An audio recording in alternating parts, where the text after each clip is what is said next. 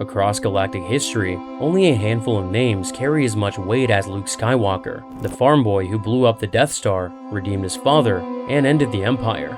The hero of the original trilogy, the Jedi who walked into the throne room with a green lightsaber and walked out with a father instead of a corpse. But the actual lore around Luke is much darker than the films ever showed. He was not a hero who happened to win.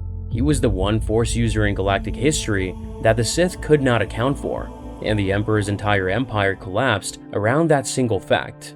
The Force itself had been preparing him for 1,000 years before he was born. In Legends, a Jedi seer recorded a prophecy a full millennium before the Battle of Endor that named the Skywalker bloodline specifically as the answer to the Sith. Not a Jedi, not a chosen one, but a bloodline. The Force identified Luke and Leia as the counter to Palpatine before either of them existed, and every contingency the Emperor built across his 1,000-year plan failed to predict them. He built clone bodies, hidden laboratories, a successor empire, and a final fleet on Exegol, and every one of those contingencies eventually collapsed because of someone Luke had trained, raised, or believed in. That alone would put him on a short list of the most dangerous Force users ever recorded. But what makes the lore horrifying is what that power cost him. Luke was the last Jedi at 23 years old, with every teacher he had dead, every record of the old order burned, and a galaxy expecting him to rebuild 1,000 generations of tradition from a few hours on Dagobah and a hut on Tatooine. The man who looked into Vader's eyes on Endor and chose mercy spent the rest of his life carrying the weight of every Jedi who had died before him, alone, with no one above him to consult. The first part is why the Emperor was terrified of him. The Jedi had the right prophecy all along, but they drew the wrong conclusion from it. For generations, the Order believed a chosen one would rise to destroy the Sith and bring balance to the Force. When Anakin Skywalker appeared, born without a father and carrying a midichlorian count above 20,000, the Jedi believed they had found their answer. However, after his fall to the dark side, that belief was shattered completely, and the Order's surviving members transferred their hope to the next generation instead. By all accounts, Anakin Skywalker remained the chosen one even after becoming Darth Vader. The prophecy never shifted targets. What changed was the Jedi's understanding of how it would actually come true. Luke was never meant to replace his father in that role. Instead, he served a purpose no one predicted. He was the catalyst designed to reawaken the man who was always supposed to bring balance. And without Luke, the prophecy simply could not have been completed. But not everyone read the prophecy correctly, and one of its greatest defenders got it wrong for nearly 2 decades. As depicted in the Star Wars Rebels episode Twin Suns, Obi-Wan Kenobi told a mortally wounded Maul on Tatooine that Luke was the chosen one. Kenobi was wrong, but his mistake was understandable. He had witnessed Anakin's fall firsthand and spent nearly 2 decades convinced the man he once trained was beyond saving. With Anakin seemingly lost forever, Kenobi transferred the prophecy's weight onto the only Skywalker he believed could still carry it. This is what made Luke uniquely positioned to fulfill what the prophecy actually required. He never met the broken, desperate version of Anakin that Obi-Wan carried in his memory. Luke only knew his father through the Force, through a connection untouched by decades of grief and disappointment. He could believe in Anakin's goodness because he had never watched it be destroyed. That belief, pure and unweighted by history, became the only force in the galaxy capable of reaching the man buried beneath Darth Vader's armor and 2 decades of darkness. Still, even a prophecy set in motion 1,000 years early could not fulfill itself without someone willing to act on it. In Legends, the Force's design reached even further back in time.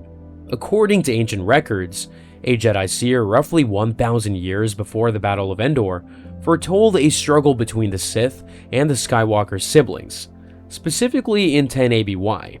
The Force identified the bloodline as Palpatine's counter a full millennium before that family even existed. Luke and Leia were never accidents of history.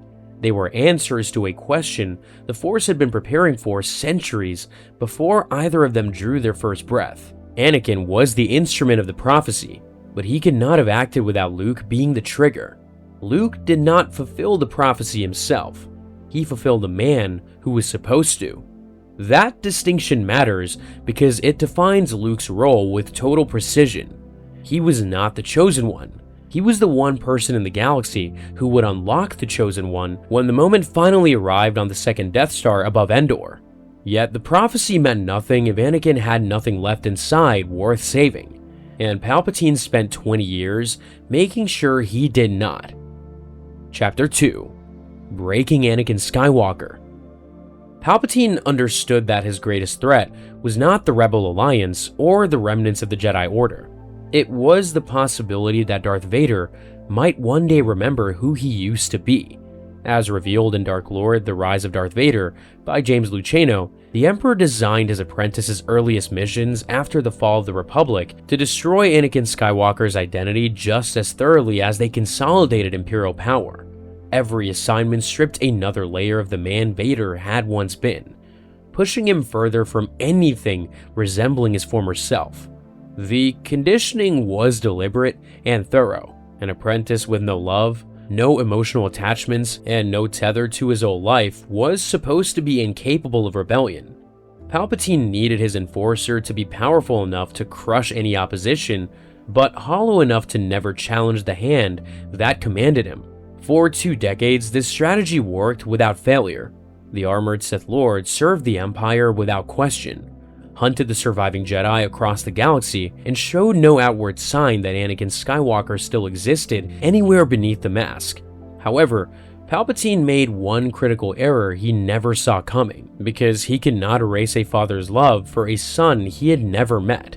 Everything changed after the duel on Cloud City. As shown in Star Wars Darth Vader number 11 by Greg Pak and Raphael Ienco, Vader undertook a secret mission to Exegol to confront his master and uncover the Emperor's hidden projects.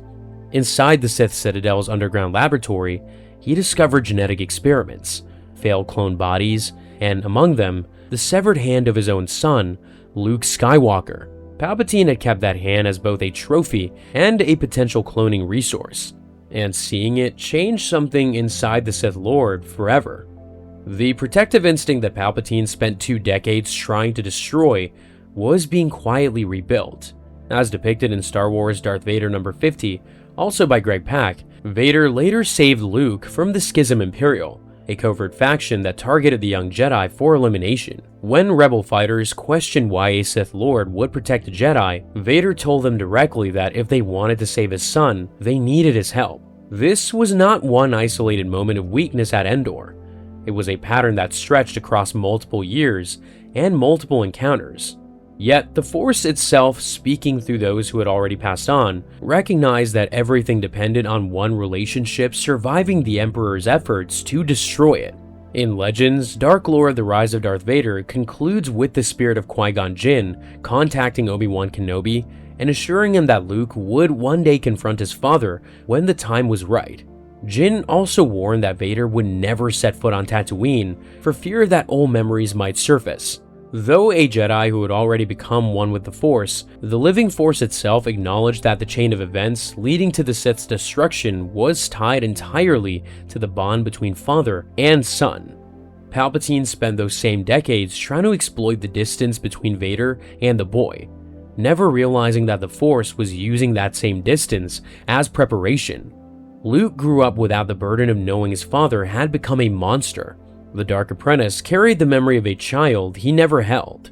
When they finally stood in the same room, 20 years of separation did not weaken the bond between them. Instead, it preserved that connection, untouched and ready, beneath armor and exile, and a galaxy of suffering that the Emperor had spent a lifetime constructing.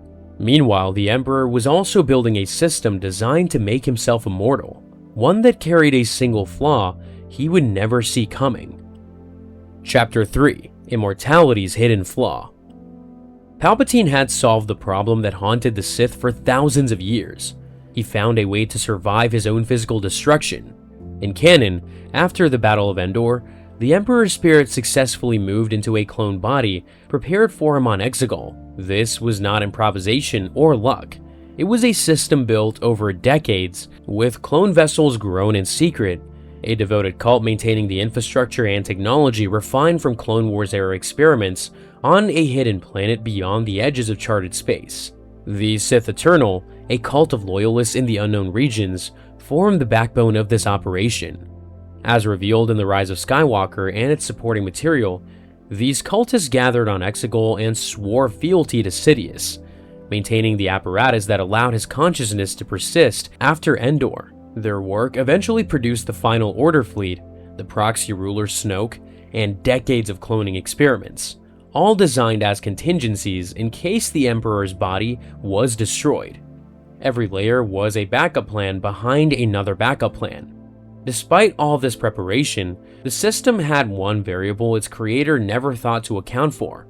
The clone body that received Palpatine's essence was deeply flawed. His connection to the dark side was too intense for the vessel to contain, and the body suffered constant decay that forced the Emperor onto an Omen harness for life support. Despite years of experimentation, the Sith Eternal scientists could not produce a stable replacement vessel. By the time the Emperor announced his return to the galaxy decades later, his clone was already falling apart. The system kept him breathing, but it could never fully restore what he had lost when Vader threw him down that reactor shaft. In Legends, the flaw ran even deeper. Ancient Sith doctrine on transfer essence held that any target who successfully resisted possession became permanently immune to further attempts by that same individual, and that repeated failure could drag the possessor's consciousness into the abyss known as chaos. Whether this teaching was absolute law or simply the best understanding the Sith had, the practical effect was the same. Refusing to submit was the most effective defense against the Emperor's immortality system, because no amount of clone bodies could solve the problem of a target who would not break. Ultimately, the Emperor had planned for every possible threat except the one that actually came for him. Palpatine built contingencies for military defeat, political collapse, and even forced betrayal from within his own circle. What he never modeled was a single, unplanned act of love from the one man standing close enough to physically throw him to his destruction. Every defense the Emperor constructed assumed his enemies would come at him with calculation, with raw power, or with rage. None of those preparations accounted for a father's split-second choice to save his child, made without forethought and without any warning the Force could detect in advance. In canon, the Emperor kept Luke's severed hand among his possessions on Exegol. In Legends, that same hand was stored at Mount Tantus and later used to grow a clone. Across both timelines, Luke's body was always a resource Palpatine intended to exploit. His obsession with the Skywalker bloodline's genetics was the clearest sign that the Sith Master recognized this family as his greatest threat. He consistently failed to understand why, seeing the bloodline as raw material to be harvested and never grasping that the real danger was their willingness to sacrifice everything for each other. Before that system was ever tested, the Emperor built a trap above Endor designed to end the rebellion and claim Luke forever. Chapter 4: The Perfect Endor Trap. The Emperor's throne room aboard the second Death Star was designed as the final move in a game Palpatine had been playing for decades. He allowed the Rebel Alliance to discover the battle station's location, permitted their fleet to approach, and position his forces to wipe them out completely. The entire Battle of Endor was staged from the beginning. Every piece was set to either turn Luke to the dark side or force Vader to watch his son suffer, eliminating any remaining conflict within the apprentice's loyalty to his master once and for all. As shown in Return of the Jedi, the Sith Master taunted and tempted Luke throughout the confrontation, pushing him towards anger, towards fear, and towards the dark side. The strategy was precise and calculated. He manipulated father and son into a lightsaber duel, knowing the emotional stakes would crack one of them. If Luke struck his father down in hatred, the young Skywalker would replace Vader as the Emperor's new apprentice. If Vader prevailed, Palpatine would have confirmed his servant's complete obedience forever. What the Emperor never considered was a third option, one where his intended victim simply refused to play the game at all. History draws a direct parallel between Endor and the earlier confrontation with Mace Windu in Palpatine's office. In both situations, Vader faced the identical choice between saving the person suffering in front of him or continuing to serve the Sith Master who controlled his fate. During the Windu confrontation in 19 BBY, Anakin chose Palpatine and sealed his own fall to the dark side. At Endor, watching his son writhe under Force lightning, he made the opposite choice entirely. The same decision point, separated by over 20 years, was reversed because of a single individual's presence in the room. Some accounts suggest that the Emperor may have deliberately used less powerful Force lightning against Luke than what he unleashed against Windu years earlier. Palpatine likely held back, choosing to make a spectacle of Luke's suffering rather than finishing him immediately. If true, that decision gave Vader the critical seconds and physical proximity he needed to act. Luke himself stated it aboard the Death Star. The Emperor's overconfidence was his greatest weakness, and that observation proved prophetic in the most literal sense possible. Then there was the matter of why no premeditated betrayal could have succeeded where Vader's impulse did. The Emperor was powerful enough through the Force to sense when anyone nearby was plotting against him. Any planned attempt by his apprentice was essentially impossible because the Sith Master would detect the hostile intention before it became action. Vader only succeeded because his decision was instantaneous, driven by pure emotion with zero forethought or planning. He gave Palpatine no window to sense the danger. Only an act of unplanned, unconditional love could bypass every defense Sidious had ever constructed around himself throughout his decades of rule. The trap was tactically brilliant and should have worked perfectly. Palpatine engineered a scenario where every outcome benefited him alone. Turn Luke, and he gains a fresh apprentice. Break Vader's last hesitation, and he cements his grip on the old one. Destroy the Rebel fleet overhead, and the galaxy loses its final hope. The only result the Emperor never anticipated was the one that actually occurred, because the one thing he cannot predict or control was a father's love awakened by the sight of his son in agony, acted upon in a single heartbeat with no warning. Nevertheless, Vader's choice was only possible because of what Luke did seconds before, something no Jedi had ever attempted. Chapter 5: Victory Through Surrender. Every character who tried to defeat Palpatine through direct power failed. Mace Windu came the closest in lightsaber combat, genuinely besting the Sith Lord in their duel as confirmed by the historical record. However, Palpatine had already sensed Anakin approaching through the Force and used the apparent defeat to manipulate his future apprentice into intervening. What looked like Windu's greatest triumph became the Sith's greatest victory in 1,000 years. Yoda later fought the Emperor to a stalemate in the Senate chamber and was ultimately forced to retreat. The Rebel fleet fared no better at Endor. The Alliance Armada walked into a carefully staged ambush surrounded by Imperial warships with the second Death Star superlaser fully operational above them. No military solution existed that could reach the Emperor in his throne room high above the forest moon. The only person with physical access to Palpatine was Luke Skywalker, and the only way Luke could reach the man still buried inside Darth Vader was by doing something no warrior, no fleet, and no Jedi Master had ever tried before him. He stopped fighting altogether. Instead, after defeating Vader in their duel, Luke made a choice that no Jedi in galactic history had ever made before. As seen in Return of the Jedi, Luke threw his lightsaber away and declared himself a Jedi, refusing to deliver the final blow. The Emperor, enraged by his defiance, unleashed Force lightning directly into the unarmed young Jedi. Luke did not run, and he did not fight back. He endured the agony and called out to his father, choosing to trust the good that remained inside Vader rather than try to save himself. That single decision triggered everything that followed, and no other living being in the galaxy could have made it. In Legends, Luke later shared what happened in the throne room with his first Jedi trainees. As recounted in I, Jedi by Michael Stackpole, Luke explained that inside Darth Vader, there remained the core of the man Anakin had once been. Vader rejected the darkness that had defined his existence and turned against his master, choosing his son over servitude. Luke understood that his true victory was never his refusal to fight Palpatine directly, it was his refusal to stop believing in his father. even when every rational voice in the galaxy told him to give up. In turn, what happened next confirmed that Luke's faith was the only weapon that could have ended the Sith. As seen in Return of the Jedi, refusing to watch his son perish, the man who had been Darth Vader seized the Emperor and hurled him down the reactor shaft of the second Death Star.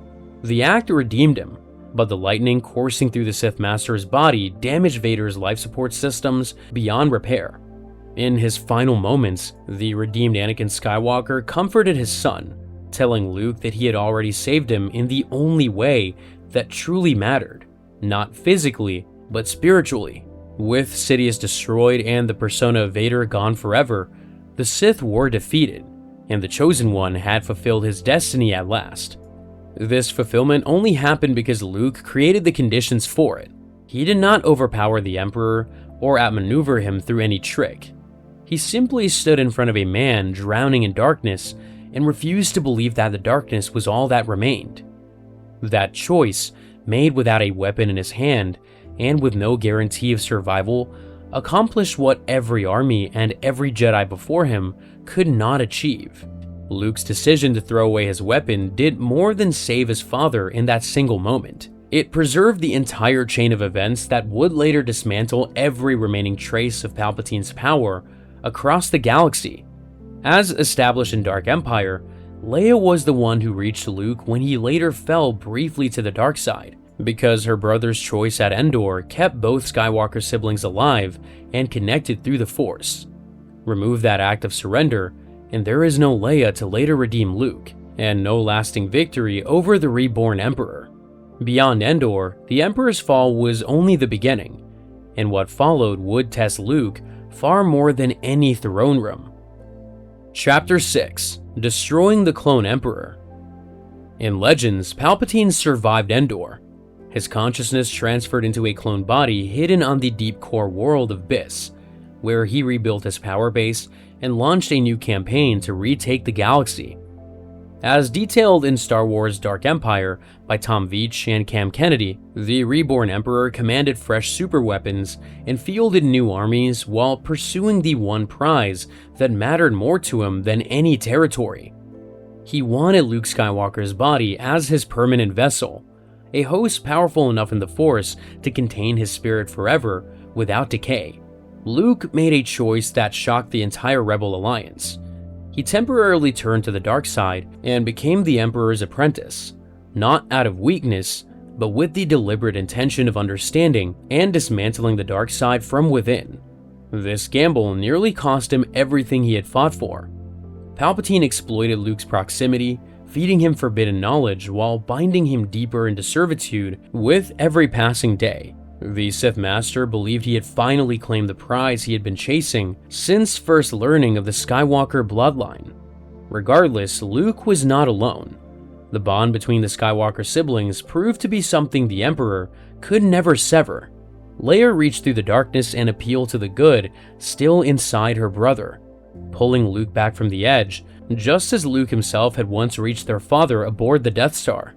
Enraged by the second failure to fully claim a Skywalker, the Emperor fought Luke directly in a lightsaber duel and lost his hand. Palpatine then unleashed a massive Force storm aimed at the Rebel fleet overhead. Brother and sister combined their strength through the Force and turned the storm back upon its creator, destroying the Emperor's flagship Eclipse and the Sith Master along with it. That was not enough to stop him for good. As shown in Dark Empire, Luke later discovered the Emperor's clone laboratory on Biss and realized the full scope of the immortality system threatening the galaxy. When Palpatine threatened to transfer his consciousness directly into Luke himself, Luke called a bluff and refused to submit. Understanding that the Sith Lord could only enter a living body, Luke systematically destroyed every clone tank in the facility, shattering one after another and eliminating the Emperor's entire biological reserve with his own hands, tank by tank. Crucially, no other character possessed both the Force strength and the tactical awareness to enter that laboratory and destroy the Emperor's supply of bodies. As recounted in Star Wars Empire's End by Tom Veitch and Jim Bakey, the Emperor's final Legends chapter came when a physician within his own inner circle secretly contaminated all remaining genetic samples. making every surviving clone unstable. The Sith Master's last body was aging rapidly with no replacement available. In desperation, Palpatine traveled to Onderon to inhabit the infant body of Anakin Solo, the youngest child of Han and Leia, because even at the end, his obsession with the Skywalker bloodline drove every decision he made. The mortally wounded Jedi Empatigeos Brand intercepted Palpatine's essence during the transfer attempt and dragged the Emperor's spirits into the depths of the Force forever. Even this absolute final destruction happened because of the Sith Master's obsession with possessing a body connected to the Skywalker line. His need for that bloodline brought him within range of a Jedi willing to sacrifice himself to end the threat forever. From Endor to Biss to Onderon, every step of the Emperor's downfall traced directly back to one young man who threw away his lightsaber and chose to believe in his father. Taken together, every account points to a single weakness Palpatine never understood. Chapter 7: The Bloodline He Couldn't Survive. Every time Palpatine was brought to the edge of permanent destruction, it was by a Skywalker, not temporarily set back or merely inconvenience, but actually brought to the point of lasting defeat. Anakin struck him down at Endor, triggered by Luke's suffering. Luke and Leia turned his own Force Storm against him on Biss. Luke destroyed the clone laboratories that sustained his immortality. The attempt to possess Anakin Solo led directly to his final destruction at the hands of a Jedi willing to give his own life to stop him. The Emperor's contingency plans after Endor included the emergence of the First Order, the creation of Snoke as a proxy ruler, and the establishment of the Final Order fleet on Exegol. Every one of those contingencies was designed to reclaim what the Emperor lost above the Forest Moon. Every one of them eventually failed because Luke Skywalker trained the people who dismantled them. The chain that began with one act of surrender in the throne room extended across decades and ultimately reshaped the entire galaxy. Even the Emperor's final destruction bore Luke's fingerprints, though he was no longer alive to witness it himself. In canon, during the Battle of Exegol in 35 ABY, the Sith Master met his end at the hands of Rey, who had been trained by both Luke Skywalker and Leia Organa. Ben Solo, Anakin's grandson, sacrificed his life to revive Rey after the confrontation drained her completely. The Emperor's decaying clone body needed her essence to survive, but she refused him completely. Empowered by the voices of every Jedi who came before her, including Anakin Skywalker's voice calling out from beyond, Rey reflected the Dark Lord's power back and ended the Sith's reign for all time.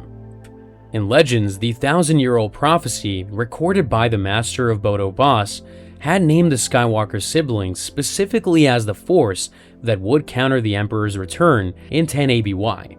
The Force, understood as a living intelligence within the galaxy, identified this one family as the answer to the Sith a full millennium before they were born. Every attempt Palpatine made to neutralize that bloodline failed, not because the Skywalkers were physically invincible, but because the Emperor can never fully predict what they were prepared to give up for one another when the moment demanded it. Throughout every known account, at every critical moment, the mechanism of Palpatine's defeat was always the same. At Endor, it was Anakin's love for Luke. In Dark Empire, it was Leia's love for her brother. In Empire's End, it was the instinctive protection of an infant child. On Exegol, it was Ben Solo's love for Rey. The Emperor constructed a galaxy-spanning system of immortality and control with one flaw he never foresaw. The Skywalker bloodline's love for each other was stronger than anything he could engineer, purchase, or destroy through any means. No clone army, no superweapon, and no dark side ritual could account for that bond. Luke Skywalker was the first person to prove that the flaw existed. He stood in the Emperor's throne room with no army behind him, no secret weapon, and no plan beyond trusting that his father was still alive somewhere inside the machine Palpatine had built. Every defeat the Emperor suffered afterward exists because of that one act of faith above Endor. Remove Luke from the equation, and the prophecy goes unfulfilled. Anakin never turns back, and the Sith Master rules unchallenged across every timeline and every account of galactic history ever recorded. The Skywalker bloodline was the flaw the Emperor never planned for, but the moment Vader actually understood that flaw was not in the throne room. It was on the walkway between the trees when his son walked out carrying a weapon Vader had never seen before, and the color of the blade told him something he cannot unsee. On the forest moon of Endor, Luke surrenders himself to the Empire. He's brought before the Dark Lord on a walkway between the towering trees, and he is carrying a lightsaber. Based on Lucas's revised Return of the Jedi script, what happens next is described in precise detail. Vader looks down from Luke to the lightsaber in his own black-gloved hand. He seems to ponder. Then, as the script notes, the Sith Lord acknowledges that his son has constructed a new blade, and he does not stop there. Vader ignites the green saber, holds it up, and examines its humming, brilliant light. The script records his verdict, that Luke's skills are now complete, and that he is indeed powerful. They stand for a moment with the blade between them. This is the only scene in the entire trilogy where the Dark Lord directly acknowledges Luke's growth as a Jedi, and the green saber is what forces the acknowledgement. Constructing a lightsaber in the filmmaker's framework is the final milestone. It cannot be faked, purchased, or inherited. Vader reads it instantly. His son is no longer a farm boy to be captured or a student to be corrupted. And that is when the ground shifts beneath him. As Lucas noted in the commentary document in the Rinzler book, the Emperor's entire scheme was to get Luke to strike the Sith Lord down and take his place. A completed Jedi meant a viable replacement. Every moment Vader had spent serving the Emperor now carried a weight. He was not irreplaceable, he was expendable. The green saber did not just confirm Luke's power, it confirmed that the Emperor had a way out of Vader entirely. Chapter 2: Why That Matters. The realization on the walkway did not exist in a vacuum. It landed on top of decades of calculated manipulation, because the Emperor had been playing the game long before Luke Skywalker ever ignited a lightsaber. As Lucas described in the commentary captured in the Rinzler book, when Luke struck off Vader's hand in the throne room, the Sith Lord understood the trap. The Emperor was never going to let both of them survive. They were always meant to face each other, with the Emperor claiming whoever remained. That was the long game. Not loyalty, not partnership, but audition. The apprentice who proved stronger would continue. The one who fell would be discarded. This is the logic of Sith succession. There are always two, a master and an apprentice. The master holds power until the apprentice grows strong enough to take it. That cycle does not reward loyalty, it rewards patience and ruthlessness. The Emperor did not need Vader to serve him forever. He needed Vader to serve him until something better came along. And the green lightsaber told him that something better had arrived. Luke was young, powerful, and, unlike his father, unbroken by years inside a life support suit. A completed Jedi with Skywalker blood was exactly what the Emperor had been waiting for. Vader had always been expendable. He simply had not been forced to confront it until his own son walked onto that walkway carrying proof. Chapter 3: What Green Proves. But to understand the full weight of what Vader recognized, you have to understand what the green blade replaced, because Lucas designed the two lightsabers as opposites. The lightsaber Luke used in the first two films was never truly his. It belonged to Anakin Skywalker. Obi-Wan recovered it after their duel on Mustafar and kept it hidden for close to 20 years. When he handed it to Luke inside that small hut on Tatooine, it became more than a tool. It became an inheritance, a physical bond between a son and the man he believed was gone. According to the Making of Star Wars Return of the Jedi by J.W. Rinzler, the director was very clear about the symbolism during the film story conference. He described how Ben had taken the lightsaber from the fallen Jedi's hand after their fight and saved it for the son. And the way that Lucas put it, Luke was carrying his father's sword, walking a path someone else had set for him. The blue blade was not just a lightsaber, it was a chain. Then the Dark Lord shattered that connection. At Cloud City, Vader struck off Luke's hand, and the blue lightsaber tumbled into the shaft below. The filmmaker did not treat that as a small plot point. As the Rinzler's book reveals, he described it as a symbolic act, the deliberate breaking of the bond between them. The Sith Lord did not just disarm his son, he split the link on purpose. That loss is what makes the green lightsaber so meaningful. Without understanding the blue one as a bond, The green one is nothing more than a color swap, but with that context, the new blade becomes something far bigger, a declaration. There's a popular theory that the declaration was an accident. The standard explanation is that a blue blade did not show up against the desert sky during filming, so the effects team swapped it to green. That part is real, but the timeline shows it was not where the idea started. During the July 1981 planning session, the creative team was sorting through script details. Luke had lost his lightsaber when Vader took his hand, so he'd need a new weapon. As documented in the Rinzler's behind-the-scenes account, screenwriter Lawrence Kasdan suggested that Luke should carry a blade of a new color. Lucas agreed right away. It could look completely different. That conversation took place in a conference room months before anyone ever stood in the Arizona desert and noticed a visibility problem. The story reason came first, a new lightsaber for Luke. The practical issue came along later and backed up that choice. In a 2017 interview with Vanity Fair, Pablo Hidalgo of the Lucasfilm Story Group confirmed that the original plan was blue.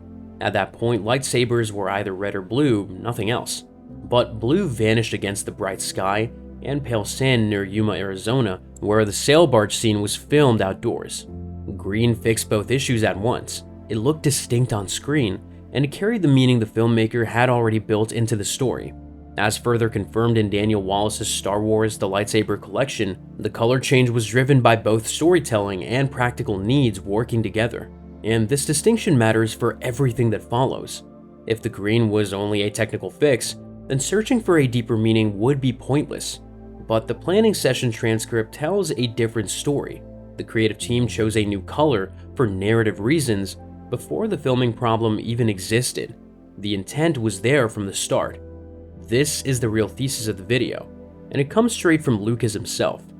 During that same meeting, the director laid out the full arc of lightsaber ownership across all three films. First, Luke receives his father's blade. He carries it because he's carrying a legacy.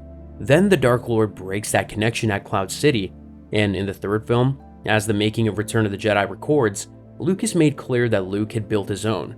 He is his own man. He is not a son anymore. He's an equal.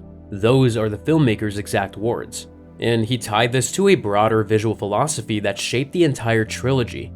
As the same source details, color plays a major role in the design of these films. The villains exist in a stark, colorless world. The heroes live in an organic world of browns and greens. The Sith path deals in hard lines. The Jedi path is natural and layered. The green lightsaber placed Luke firmly inside the visual identity of the light, the opposite of everything the dark side represented. The idea mattered enough that earlier drafts of the script included an entire scene where Luke builds the lightsaber. On a planet called Sissaman, he assembles the blade, and Yoda confirms the milestone, declaring that Luke has mastered the lightsaber's secret and is ready for his final test. That scene was eventually trimmed for pacing, but as Rinzler's account shows, temporary footage was assembled as late as November 1982 to demonstrate what it might have looked like. The construction was always supposed to mark a turning point. The design purpose behind both weapons is unmistakable.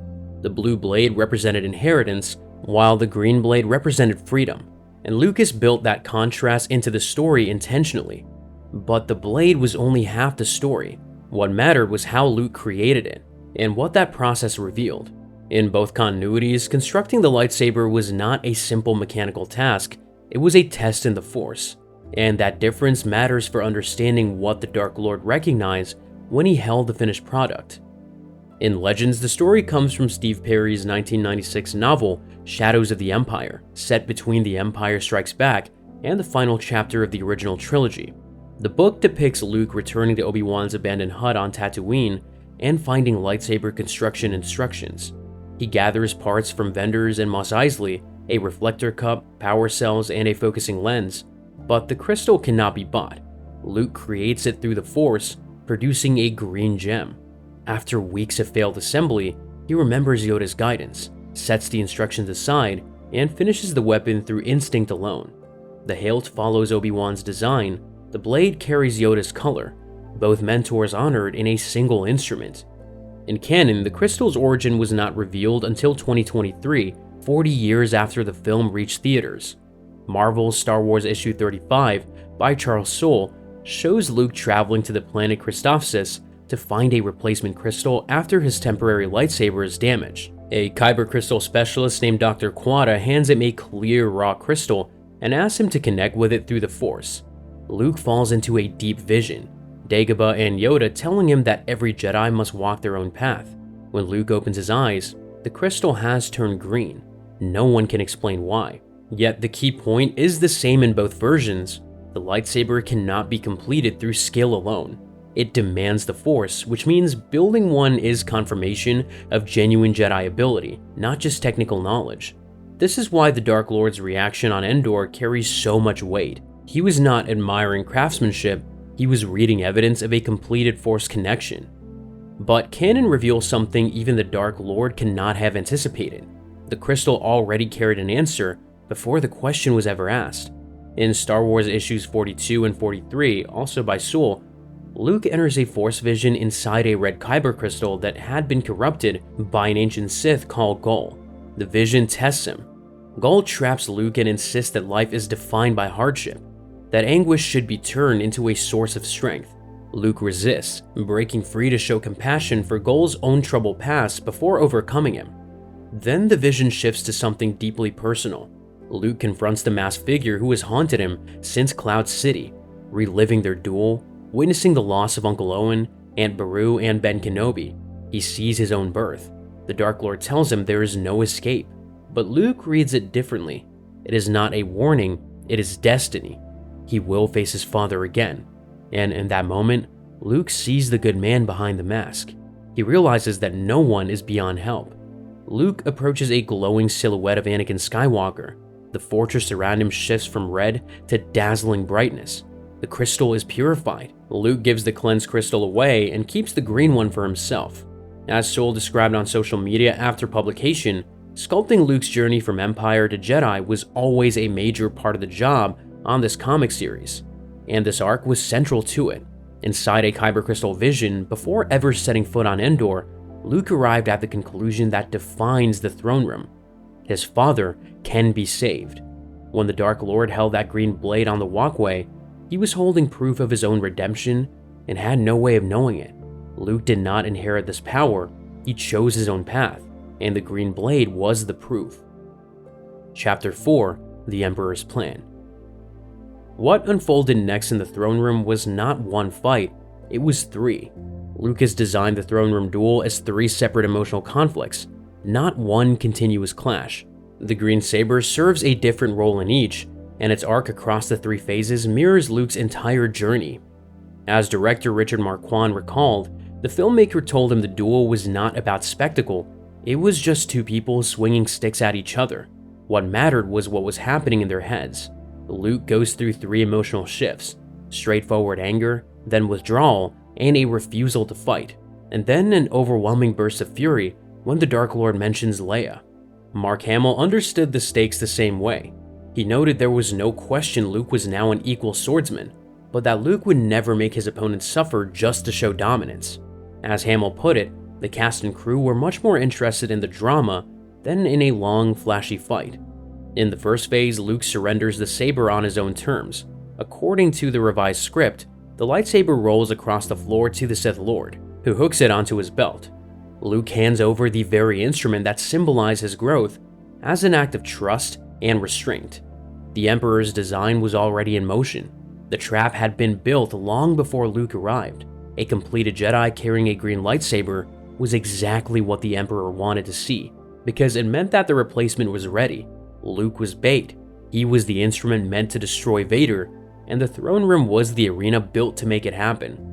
And Vader, who had already read the green blade on the walkway, who had already understood that his master had a way out of him, was now being tested, not by Luke, but by the Emperor. The question was not whether Vader could defeat his son, the question was whether Vader would be defeated by him. Chapter 5: The Moment Vader Breaks. In the second phase of the duel, Vader finds the pressure point. He senses Luke's bond with Leia and threatens to turn her to the dark side instead. In that moment, the green saber flies off the Dark Lord's belt and back into Luke's hand. His anger forces Vader to retreat. Luke drives him backward and strikes off his right hand. The script notes that Luke realizes how close he is to becoming exactly like the man in front of him. He looks at the Sith Lord's mechanical hand, then at his own. He is won. The Dark Lord is beaten, disarmed, and collapsed against the railing. The Emperor is watching, waiting for the killing blow. Every piece of the trap is in place, and Luke refuses all of it. He powers down the blade, then throws the saber at the Emperor's feet. The director described the choice in the clearest possible terms. Luke is standing over a helpless man, his own father, and he will not become the thing that destroyed his family. In the filmmaker's own words, Luke has controlled his anger. He does not carry resentment towards his father. He has the power to end the Sith Lord's life, and he rejects it. Not out of weakness, but out of a moral certainty that neither the Emperor nor Vader can match. The saber that was built in freedom was surrendered in mercy. That is the arc Luke has designed into a single blade. Chapter 6: The Real Shock. When Luke threw the green saber away, everything the Dark Lord believed collapsed in a single moment. The chain started on the walkway. Vader examined the green blade and recognized a complete Jedi, which meant that the Emperor finally had a replacement. That realization followed him into the throne room. When Luke struck off Vader's hand, the Sith Lord understood the trap. The Emperor was never going to let both of them survive. They were always meant to face each other, with the Emperor claiming whoever remained. The green saber had confirmed that Luke was strong enough to be that replacement, and now, standing over his beaten father, Luke had proven it. But then Luke refused to kill him, and that is where the shock became something deeper than strategy. Luke's refusal reminded Vader of who he once was. Decades earlier, the Dark Lord had faced the same crossroads, the chance to reject the dark side, to choose something other than power. He failed. His son, holding the same weapon, carrying the same strength, made the opposite choice. Luke was not just powerful, he was powerful and still chose mercy. That combination is what the Emperor could never anticipate, and what Vader had forgotten was possible. That is what the green blade truly communicated. Not symbolism, but cause and effect. Luke built the lightsaber to declare his freedom. The completed weapon told Vader he was replaceable. Luke used that weapon to defeat him, and then Luke threw it away, rather than become what the Emperor wanted. Every step followed from the one before it. The saber was the proof, the duel was the test, and the mercy was the answer. That rejection is what separates Luke from every Jedi who came before him, and every Sith who tried to claim him. Chapter 7: The Consequence. The Sith Lord was not strong enough to overpower the Emperor through combat. As Lucas described it, the final act came in a completely unexpected way, not through calculation or dread, but through what the filmmaker called the extraordinary energy of wanting to protect his son. Compassion. That was the force that ended the Sith. Not a green blade, not a red one, a father's hand reaching out because his son had shown him what it looked like to choose the light. The green lightsaber was designed to carry a single message across 3 films. Luke Skywalker was no longer his father's shadow, and when Vader finally understood that message, not on the walkway where he examined the blade, but in the throne room where he watched his son throw it away, he remembered who he was before the mask. What came next required no lightsaber at all. When Anakin Skywalker's helmet came off, the green blade was already gone, thrown away by the son who built it to show that he did not need his father's sword, and surrendered to show that he would not become his father's darkness. The lightsaber did its work not by striking the final blow, but by proving that the final blow was never needed. The green blade did its work in the throne room, but the man who carried it walked out of that throne room into a galaxy that did not actually end with the Emperor's death. The Empire was still standing in most of the galaxy, the Jedi Order was gone, and Luke was 23 years old with no one left to teach him.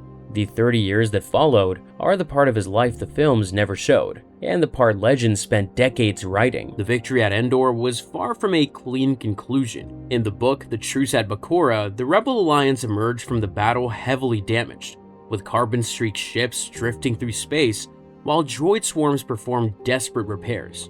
Human and alien bodies still floated in orbit around the forest moon. Despite the celebration on the surface below, the Alliance had suffered heavy losses and damage in a single engagement. The Empire was not instantly defeated, and the hardest part of Luke Skywalker's life was just beginning. The hero of Endor beat Vader and the Emperor. However, why does the galaxy get worse again anyway? The novel reveals that Imperial information control meant even days after Endor, some Imperial authorities dismissed reports of the Emperor's death as rebel propaganda. Imperial governors like Willick Nereus of Bakura remained in power, initially refusing to believe the news. Some dismissed it entirely as rebel lies, propaganda designed to weaken Imperial resolve. Even on a remote world like Bakura, the Empire maintained thousands of land-based troops and significant garrison defenses. The infrastructure of dictatorship did not crumble overnight, but persisted, stubborn and deeply rooted, across countless star systems. Governor Nereus proved just how dangerous this persistence could be. Rather than surrendering to the rebels or acknowledging the new political reality, he attempted to secretly surrender the young Skywalker to an alien threat called the Siruk as a gift in exchange for the aliens leaving his system. The Last Jedi was already a prize to be traded, a bargaining chip in the schemes of men who saw opportunity in chaos. The young Jedi felt the heavy weight of his new role immediately. He recognized that while others could pilot starships, no one else could recruit and train new Jedi. The responsibility fell entirely on his shoulders. He operated without a blueprint, often struggling to recall sketchy lessons from Master Yoda on topics like Force self-healing and discerning the presence of others. His training had been cut short by war, and now he had to pass on knowledge that he had barely received. His isolation was compounded by public misunderstanding and myth. As detailed in the same storyline on the cruiser Home 1, common passengers already viewed the young hero as a legend rather than a man. They asked if he had ended both the Emperor and Darth Vader single-handedly, their eyes wide with awe and expectation. The young hero found himself firmly explaining the truth. It was actually Vader who wiped out Palpatine. But the truth mattered less than the story people wanted to believe. The myth of Luke Skywalker was already being written, and he could not control it. Religious prejudice added another layer to his isolation. The farm boy from Tatooine encountered deep-seated objections to the Jedi from Senator Gariel Captizin of Bakura. Her faith, the cosmic balance, taught that Jedi upset the universe because the rise of a powerful Force user meant someone else in the galaxy had to suffer. Every rise required a fall, and every hero created a victim. This was a troubling sign of what lay ahead. Even among potential allies, the Last Jedi would face suspicion and fear simply for what he was. The galaxy did not find peace because new threats exploited the vacuum left by the Empire's fracture. The Siruk, a reptilian species from outside the known galaxy, invaded Bakura with a horrifying purpose. They practiced entekment, a process where human life energy was harvested to power battle droids. The victims remained conscious, trapped within machines, their suffering prolonged indefinitely.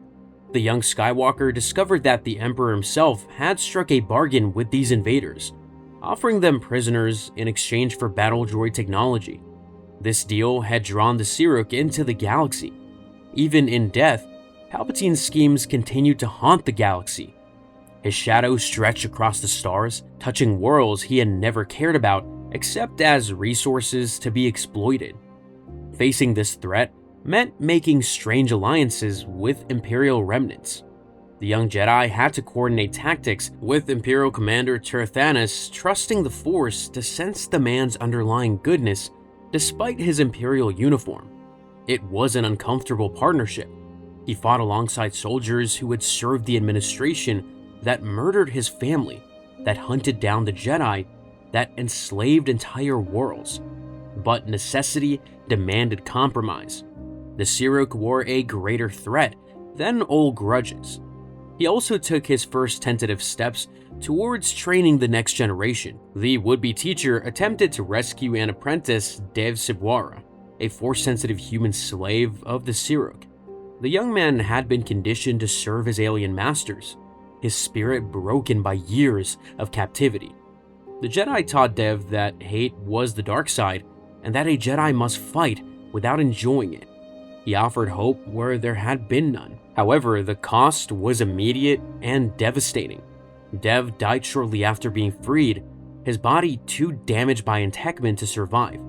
The grieving mentor mourned a potential apprentice and faced the crushing reality that he might spend forever alone as a Jedi. The first student he tried to save was gone before he could truly teach anything at all. The experience forced Anakin's son to confront a grieving truth. Defeating the Emperor was only the beginning. The harder part was ensuring the light survived his own choices. He acknowledged that the stronger you become, the more you were tempted by the dark side's call for aggression and revenge. By the end of the Bakura incident, he concluded that his life required a daily commitment. Light endured, and so did darkness, and he would choose daily which one to serve. 2.5 years after the Battle of Endor, the war still raged across the galaxy. In the book X-Wing Rogue Squadron, the Empire refused to lie down and die. The war continued across many systems, with Wedge Antilles touring openly rebellious worlds since the Emperor's death. The dream of a swift liberation had not come true. Instead, the conflict had simply changed shape, becoming a grinding war of survival across thousands of systems. The Empire was no longer led by a Sith Lord, but by the Emperor's former intelligence chief, Ysanne Isard. Known as Iceheart for her ruthless efficiency, she maintained control over the core worlds and Coruscant itself. The galactic capital remained in Imperial hands, a symbol of how much the rebellion still had to achieve. Political fractures within the Empire created new dangers rather than new opportunities. The source describes how Moffs and military leaders like Zinj proclaimed themselves warlords, each competing to seize Coruscant and claim Palpatine's throne. The galaxy had not traded one conqueror for peace. It had traded one oppressor for dozens of smaller ones, all hungry for power and willing to kill for it. Some of these warlords controlled entire sectors, commanding fleets and armies that rivaled anything the New Republic could field. The Last Jedi had become a benchmark and a symbol, which distanced him from his former peers. Pilots in the New Republic's elite units were constantly compared to him and reminded they would never measure up to his standard. The bar he set was impossible for ordinary beings to match. To the new generation of recruits, the Jedi were figures of myth from the Clone Wars, and the son of Anakin represented the possibility of re-establishing the Jedi Knights. To much of the galaxy, the Jedi were already considered extinct. This highlighted his deep isolation as he attempted to rediscover the Jedi path alone. He was trying to rebuild an institution that most people believed was already extinct, using knowledge he barely possessed in a galaxy that could not decide whether to worship him or fear him. The transition from a rebel movement to a legitimate government was filled with chaos and political compromise. The Alliance's Provisional Council issued a declaration of a new republic, but this new government had very little in terms of real assets. It had to negotiate with worlds on their own terms, which were rarely joyous things. Some systems demanded protection, and others demanded autonomy. Still, others demanded bribes or favors or revenge for past wrongdoings. The new military was burdened by political appointees and internal bickering. Elite units like Rogue Squadron were used as propaganda tools to prove the New Republic was not just a gang of bandits, as the Empire claimed. Building something that could survive the next war required navigating a minefield. Allies like the Bothans, Corellians, and Thaifarans engaged in constant bickering and power games within the Council, while pilots like Wedge Antilles focused on the blood cost of war, counting friends lost and missions survived. The young Skywalker had become the ultimate hero whom others followed. Yet he remained apart from them, focused on a destiny that went beyond the immediate political struggle. The Jedi beat the Emperor, but the galaxy got worse because the Imperial structure remained intact. The New Republic was forced to act as the tip of the spear, stabbing into the heart of the Empire just to gain legitimacy.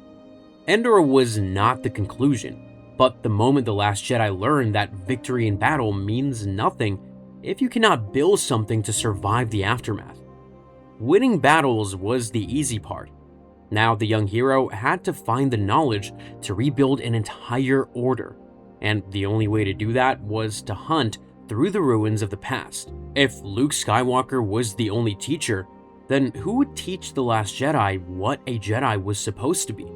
5 years after the Battle of Endor, the spirit of Obi-Wan Kenobi appeared to the young Skywalker one final time.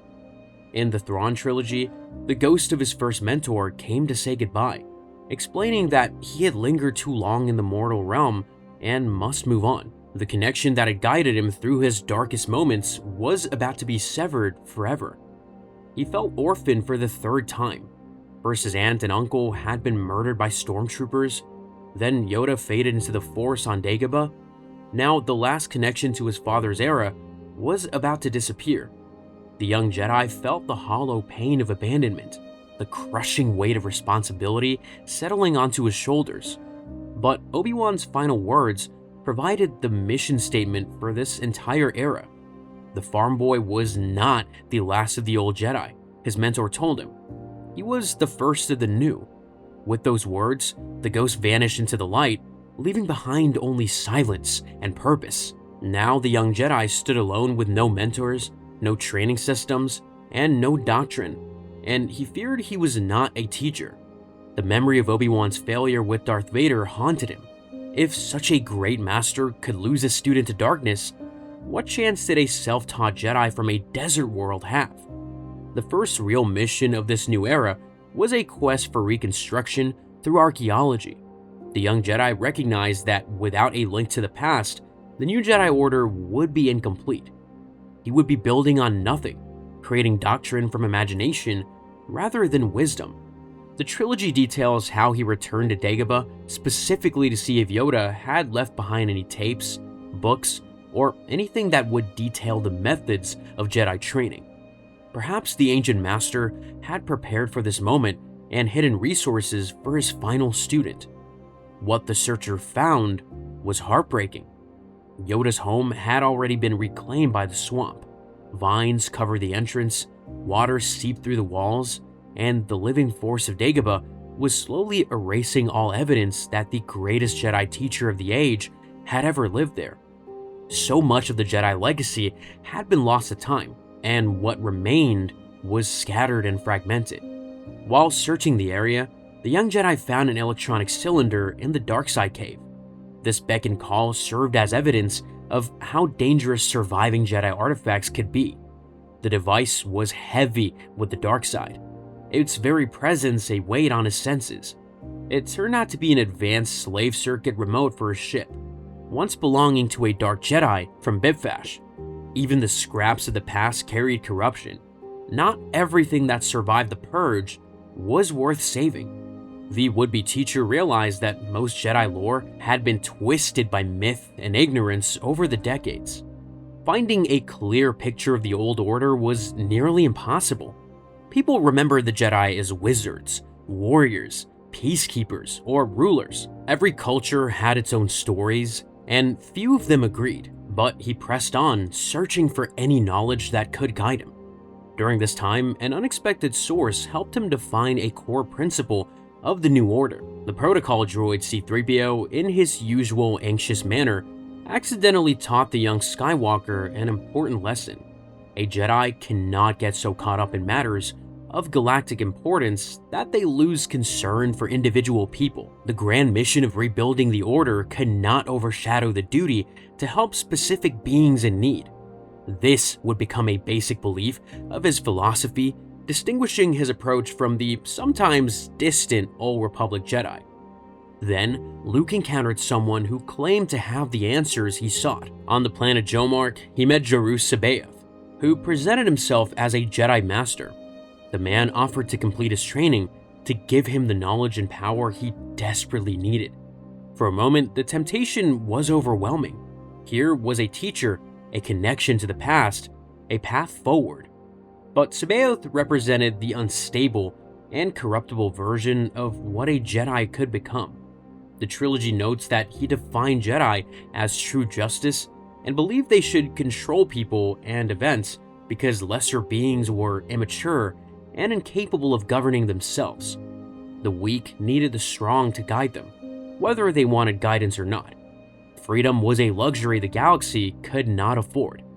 The young Jedi rejected this philosophy completely. He insisted that a Jedi uses the Force for knowledge and defense, never for attack. He refused C'baoth's disaster for power and control, even when the would-be master offered to take the burden of teaching the next generation off of his shoulders. C'baoth promised to train Leia's twins to handle the difficult work of instruction. All the farm boy had to do was accept his definition of what a Jedi should be. The temptation was real, and C'baoth promised to teach the young Skywalker power that even a Jedi Master could desire. He spoke of secrets, abilities, and knowledge lost since the fall of the Old Republic. The young Jedi from Tatooine had spent years struggling alone, and here was someone offering to share the weight. But the truth about C'baoth revealed the danger of shortcuts. The source shows that C'baoth was actually a clone, suffering from clone madness. This mental breakdown was caused by being grown too quickly in Sparty cloning cylinders. His wild behavior, his exaggerated claims, his casual cruelty all stemmed from a fractured mind that cannot distinguish between teaching and domination. C'baoth served as a warning to the young Jedi. Rebuilding the Jedi using shortcuts or without proper balance led to madness and the dark side. He realized that if he had failed to learn the proper methods of Jedi instruction, he risked losing his sister Leia and her children to the darkness. They were Force-sensitive, powerful, and vulnerable. Without correct guidance, they could become the very threats he was trying to prevent. The stakes of this archaeological mission had never been clearer. In the book The Courtship of Princess Leia, the young Skywalker's search took him to remote worlds like Tula, where he searched for the ruins of an ancient Jedi Master's home, hoping to find any surviving knowledge. If anyone had left behind useful information, it would be someone like him. His goal was to find more than a simple catalog of deeds. He sought the deeper mysteries of how the Order trained its warriors, healers, and visionaries. He felt that he himself had not been thoroughly educated in the ways of the Force. Yoda had taught him much, but there had not been time for everything. The war had interrupted his training again and again. The cost of the past became clear when he discovered what had been done to the Jedi legacy. The novel details that someone had deliberately destroyed what remained. In his search, The Last Jedi found evidence that a thermal detonator had been used ages past. The ruins were covered in soot and abandonment. Whatever knowledge had once been stored there was gone. The destruction had been thorough, and nothing useful remained. The knowledge of 1,000 generations had been reduced to ashes. The young Skywalker felt the crushing weight of his mission when he realized how complete the destruction had been. All those centuries of accumulated wisdom, all those techniques and philosophies and histories were gone forever. At this point, he was not just rebuilding an order, but was trying to recover from a cultural genocide. His only clue came from a fragmented, static-filled recording of Yoda from 400 standard years prior. In it, the ancient master mentioned a mission to a world called Dathomir to free a ship called the Chuanthor. The recording was barely understandable, corrupted by age and damage, but it was something. The young Jedi followed this lead, hoping it would provide answers. Dathomir proved to be unlike anything he had encountered. On this remote world, he encountered Force-using traditions outside the Jedi, most notably the Witches of Dathomir. These encounters forced him to define what it meant to be a Jedi when the traditional structures were gone. The Witches, or spellcasters, use words and gestures to manipulate the Force. They chanted, danced, and performed elaborate rituals to achieve effects that the young Skywalker could accomplish with a thought. The young Jedi realized that the words themselves did not provide the power. The Force flowed regardless of ritual. The spells were training aids, ways of focusing intent, but they were not necessary for someone who truly understood the Force. This insight was valuable because it meant that Jedi techniques were not the only path to mastering the Force, but they were perhaps the most efficient. The crucial distinction was intent, and the would-be teacher taught his new companions that a Jedi was defined by why they use the Force, not just how. Using the Force for aggression or dominion leads to the dark side, while peace, mercy, and justice define the light. The same power could serve either purpose, but the difference lay entirely in the heart of the user. Without a mentor, the last Jedi had to learn through trial and error. He discovered that he could cast complex Force abilities silently and without the showy displays the witches required. His level of mastery surprised even himself. Apparently, his training had been more complete than he realized. Or perhaps necessity had forced him to grow faster than normal. The stakes of his mission were highlighted by the history of Alia. As detailed in the same source, Alia was a fallen Jedi who had been exiled to Dathomir by the Old Republic. Rather than accepting her punishment, she turned to the dark side and used her Jedi lore to tame rancors and rule the planet. Her descendants eventually split into groups, including the Night Sisters, led by a dark witch named Gethzerion. Luke observed that the Night Sisters represented the complete corruption of Jedi teachings. They offered dominion and fear instead of service. Their power came from the same Force, but their purpose was entirely different. If he failed to teach the light correctly, he risked creating a new generation of Night Sisters across the galaxy. The corruption of knowledge was real and present danger, and good intentions meant nothing without proper understanding. The chapter reached its peak with the discovery of the Chuanthor. The last Jedi identified the crashed vessel as a mobile Jedi academy used by the ancient Jedi to scour the galaxy for recruits. It had traveled from system to system, seeking out Force-sensitive children, training them in the ways of the Order. The ship was a symbol of what the Jedi had once been capable of building. Eventually, he retrieved hundreds of reader discs from a metal locker that had been hidden for centuries by a clan mother named Rel. These discs contained more volumes of information than any one person could hope to study in a lifetime. They provided the doctrine and training systems the young Jedi needed to avoid the shortcuts of the past. Finally, he had something to work with. However, the young Skywalker's encounter with the powerful Gethzerion nearly cost him his life.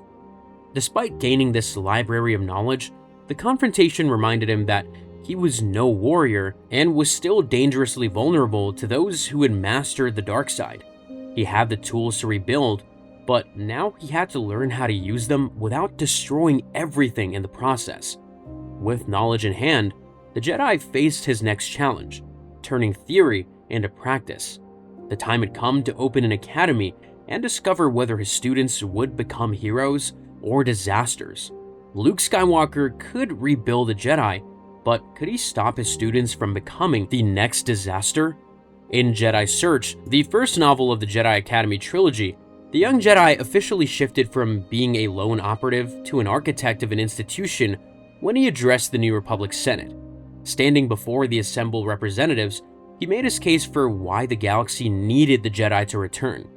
He argued that the New Republic needed a backbone of strength to survive the early struggles of the new Union. With the threat of Imperial remnants like Admiral Dalla's warships emerging from a secret weapons facility that had been hidden for years, he felt he must intensify the search for candidates immediately. The galaxy could not wait for perfect conditions, but needed Jedi now. His knowledge remained incomplete, and he knew it. To build his curriculum, the Jedi Master relied on a mix of sources: his memories of Yoda's training, the ancient Jedi holocron, and records from Dathomir.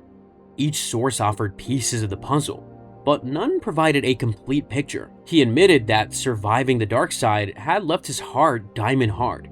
The extent of his own power sometimes terrified him. He had touched darkness and returned, but the experience had changed him in ways that he was still discovering. He chose the abandoned rebel base on Yavin 4 for his Praxium, the academy where new Jedi would be trained. While the Jungle Moon offered isolation from political interference, he worried about the mystery of the ancient Masasi ruins that scattered the landscape. The temple stones whispered of old powers, conflicts, and deaths. Could he stop a disaster if his students fell to the dark side in such a place? The setting was beautiful but troubling. The trilogy explains that his new model focused on finding adults and adolescents with hidden talent. This bypassed the traditional Jedi practice of training infants who could be shaped before developing strong personalities or traumatic histories. The result was an inherently unstable student body. These were people with lives, with pasts, with emotional baggage that infant trainees would never carry. Then, Gantoris was found on the volcanic world of Eel Shah. He was a man of contained anger, a leader of a struggling colony who had kept his people alive through sheer force of will. But he viewed the young Skywalker as a dark man from his nightmares. Visions had plagued him for years, showing a figure who offered power and destruction in equal measure. Was this stranger that figure, or someone else? To test whether the newcomer was worth following, Gantoris subjected him to deadly trials. The Jedi Master walked across a lake of fire to prove his sincerity. When a lava-dwelling fireworm attacked, he realized he could not use his lightsaber against it because the blade would be ineffective against molten rock. Instead of using raw combat strength, he used the Force to walk across the lake of fire, purely to fulfill his promise to teach. Only then did Gantoris agree to leave Eel Shah. The contrast between the young Jedi's control and Gantoris' rage was obvious from the start. One man sought to control his power, while the other burned with the desire to unleash it. Kyp Durron presented an even greater risk. The book describes him as a brilliant but thin and tough teen rescued from the Kessel spice mines. He had spent years in that terrible place, surrounded by death and cruelty, watching friends perish from exhaustion and abuse. The would-be teacher's tests revealed that Kyp had amazing power. An instinctive mental push from the young man threw the Jedi Master across a room without any training whatsoever. Raw talent like that was both a gift and a warning. Kyp was fueled by a vow to never be helpless again after years of Imperial abuse. His hatred for the Empire ran deeper than politics. It was personal, intense, and dangerous. This combination of trauma and raw strength was an unstable mixture waiting for a spark. Then there was Streen, an elderly prospector from Bespin who had spent decades avoiding other people. He was bombarded by the chaotic thoughts of others, unable to shield himself from the constant mental noise of nearby minds. He represented the psychological burden of untrained Force sensitivity. Without guidance, his gift had become a curse that drove him to isolation. Each student brought their own wounds and weaknesses to the academy. Luke had gathered potential, but potential for what remained unclear. The trilogy highlights the friction he faced as he attempted to lead an order while the galaxy demanded his attention elsewhere. His attempt to train his own sister, Leia, served as a warning. He found her blocked because her diplomatic duties constantly interrupted her training. Every time she seemed to make progress, another crisis pulled her away. If he could not succeed with his sister, training a large group would be significantly harder. Political resistance mounted as well. Senate leaders like Garmbel Iblis openly questioned the gamble. They cited the failures of Obi-Wan Kenobi with Darth Vader and the recent threat of the Dark Jedi, Jeru Sabaoth. If such experienced masters could produce such terrible failures, what would happen when a self-taught Jedi tried to train a dozen students at once? They feared the would-be teacher was simply creating a new generation of dark side threats. Unlike his days as a pilot, the young Skywalker now had to use Jedi meditation techniques to calm his anxiety because the pressure was constant and overwhelming. To find students, he repurposed Imperial technology, a force-detecting scanner once used by the Emperor's hunter teams to find and purge Jedi. He turned the tools of the purge into tools of rebirth, and the irony was not lost on him. The primary tension of this period was the looming threat of the dark side from within. Gantoris was haunted by dreams of a dark man who offered him secrets only to destroy him. The Jedi Master acknowledged the risk openly. If one of his trainees, or more than one, fell to the dark side, would he himself have the power to bring them back? The question had no comfortable answer. While the young Jedi tried to teach control, the galaxy was on the brink of war with Admiral Dalla, who possessed the Sun Crusher capable of triggering supernovas. This external pressure forced him to prioritize power and quick results over the slow, traditional path of the Jedi. There was no time for years of patient instruction, as the galaxy needed protectors now. In the book I, Jedi, additional details emerge about the Academy's troubled foundation. The Last Jedi established the Jedi Academy on Yavin 4 roughly 7 to 8 years after the Battle of Endor, utilizing the ancient Great Temple that had previously served as the Rebel Alliance's base during the attack on the first Death Star. The Jedi Master recognized that he, Leia, and her children could not shoulder the galaxy's burdens alone. He sought to find the thousands of Force sensitives still hidden across the stars. They were out there, using their abilities without understanding them, struggling with gifts that they had never asked for. The young Skywalker wanted to give them purpose and training, but his model lacked structure, and this would prove costly. Unlike the strict, age-restricted training of the Old Republic, the Jedi Master's Academy was a loose gathering of adults with established personalities and often traumatic histories. He initially rejected the idea of organized watches or strict schedules, wanting students to trust the Force to provide warnings rather than relying on institutional discipline. His own training had been unconventional, so he assumed unconventional methods would work for others. His own preparation had been cut short and conducted under extreme conditions. To compensate, he relied on a Jedi holocron and its gatekeeper, Bodo Boss, to supplement his knowledge. The ancient device projected the image of a long-dead master who could answer questions about Jedi history and technique. But even the holocron noted that the young founder was dealing with many unknowns. The gatekeeper could only share what had been recorded, and new situations required wisdom.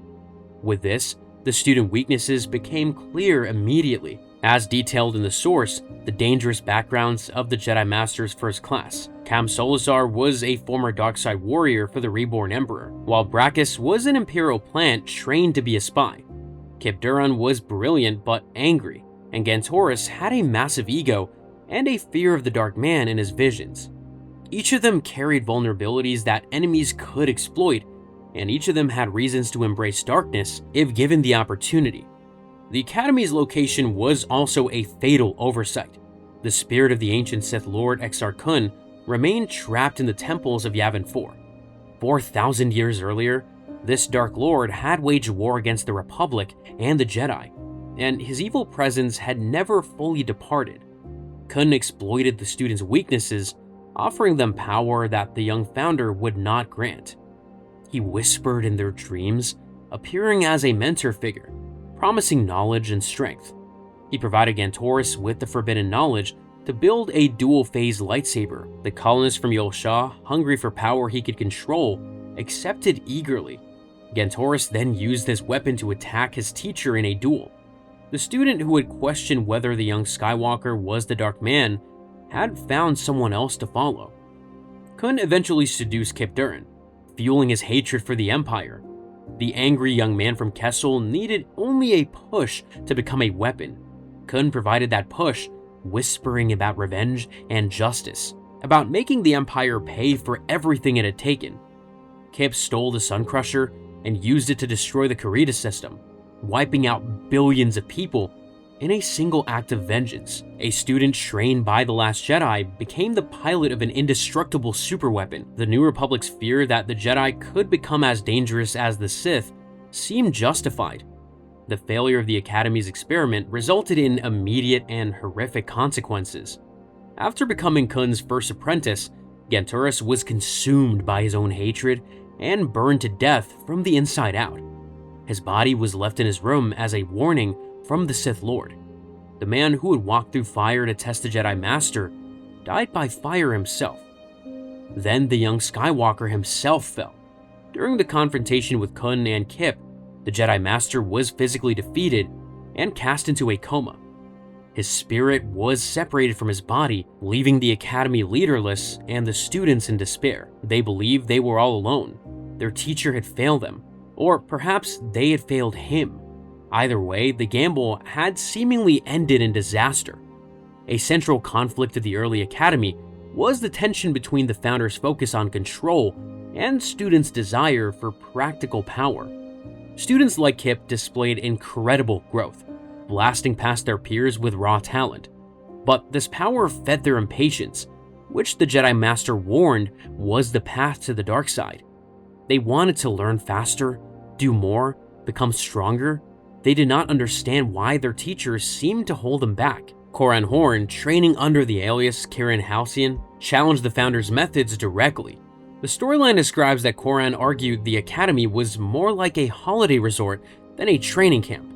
By treating adults like children and focusing only on feeling the Force without the discipline, the young Skywalker had left them vulnerable to character failures. They needed structure, challenges, consequences, and they needed to be pushed. The Jedi Master's history as an orphan hero from Tatooine shaped his perspective. He was driven by a desperate need for redemption, having touched the dark side himself. This made him overly forgiving. He returned a lightsaber to Gantoris after the student tried to end him, hoping the man would teach himself where the line was. This approach nearly destroyed everything. Corran pointed out that while he was a Jedi Master, he was a first-time teacher who had missed evidence because he did not want to believe it. The young founder eventually admitted that his dream of the Academy was collapsing around him. As the crisis ended, the Academy had survived Exar Kun, but at the cost of students' lives and the Jedi Master's own confidence. The gamble proved that the Jedi could return, but it also revealed the terrifying ease with which a student could become a dark man. The dark side has found a way in through the Founder's hope and his students' pain, but the Academy's troubles were only the beginning. Greater temptations awaited, and this time, they would target the Jedi himself. If Luke Skywalker already resisted Vader and the Emperor, then how does the dark side almost win anyway? The answer lies not in external enemies, but in the galaxy's belief that he must become a weapon. The dark side's strategy was to turn his hope into control.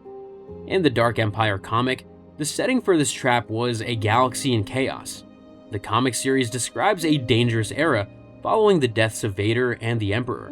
While a new republic was proclaimed, the lack of thousands of Jedi Knights left the new government unstable. There were not enough guardians to protect the peace, not enough teachers to train new guardians, not enough anything.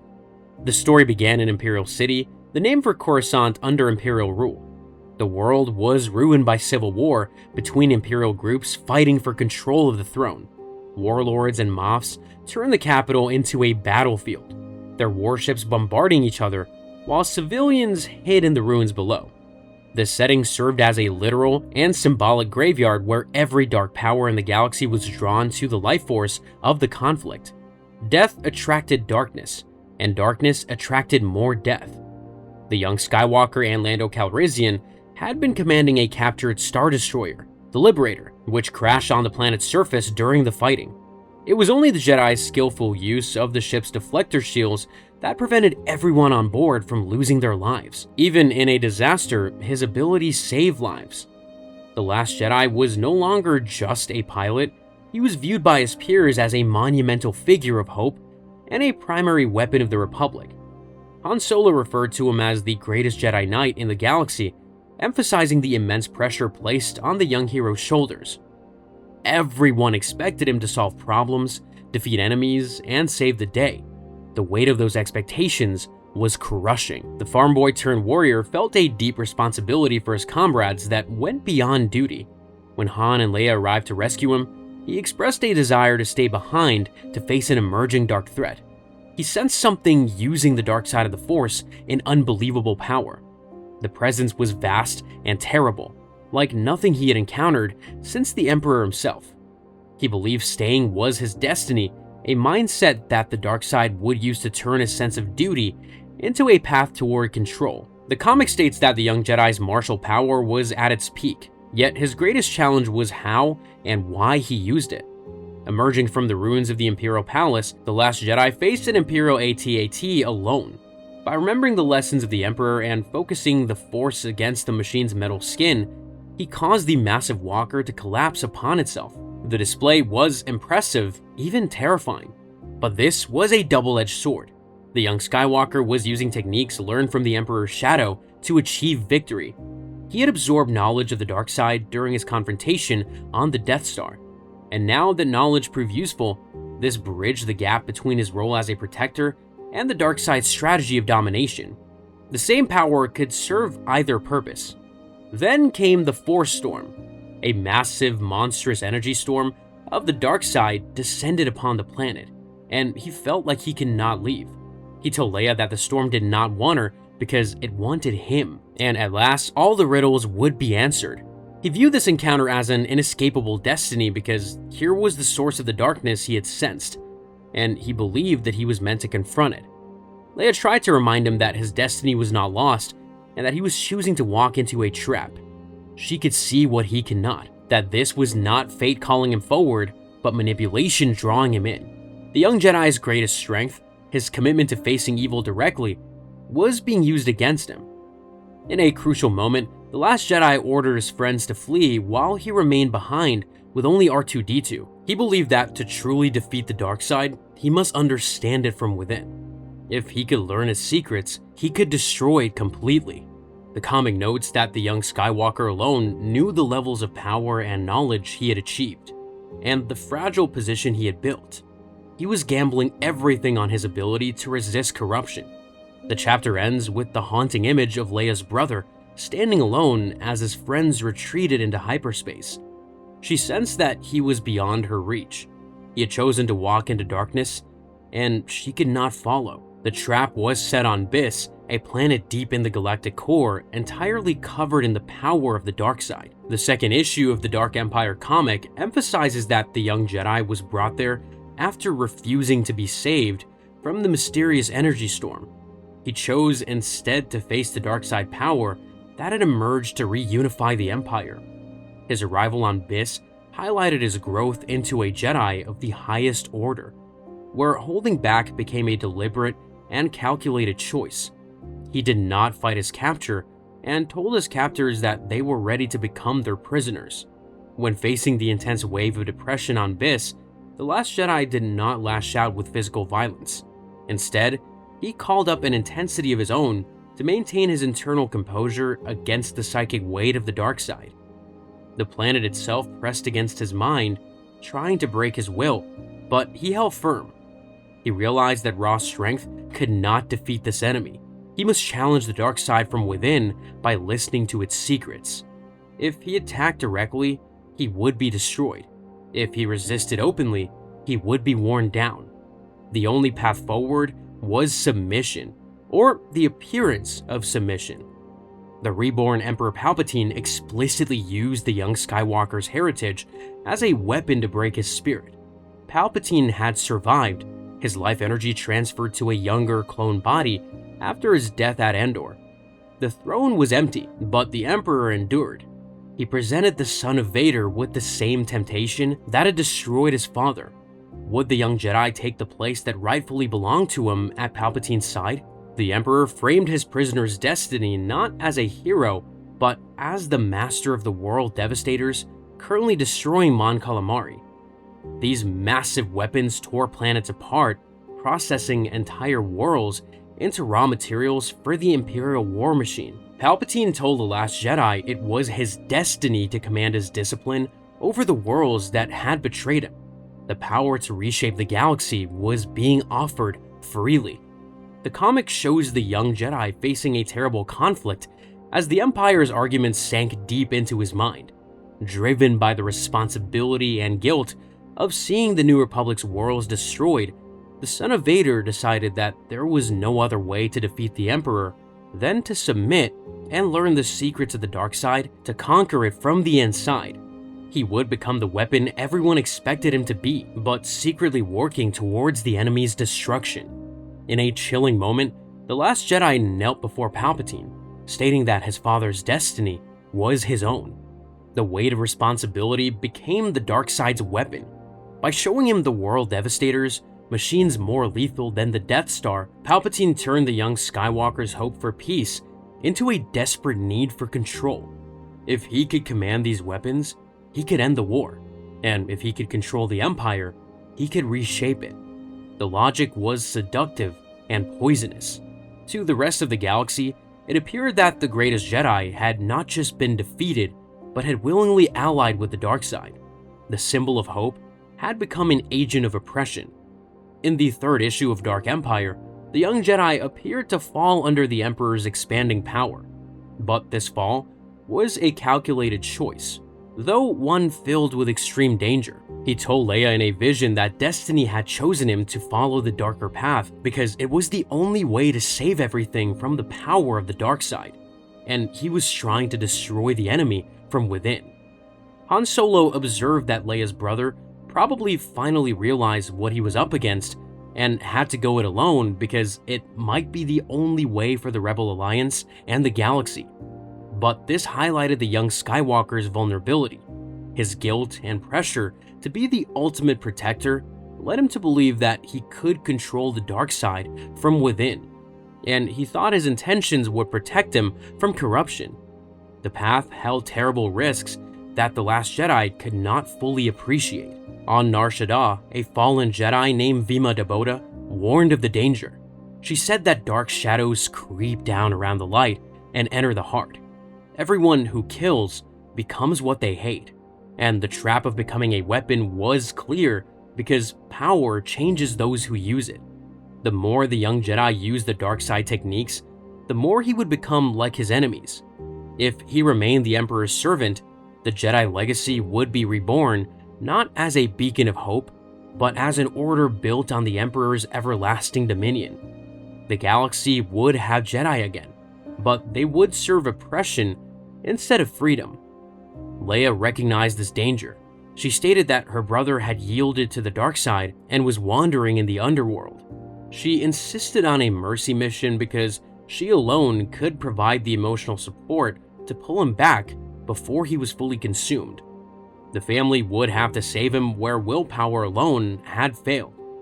In the Jedi Academy trilogy, set after the young Skywalker's eventual escape from Palpatine's control, the experience had left permanent marks on the Jedi Master. The trilogy describes a man who was no longer the innocent farm boy of Tatooine. He was burned away by the personal hells that he had walked through.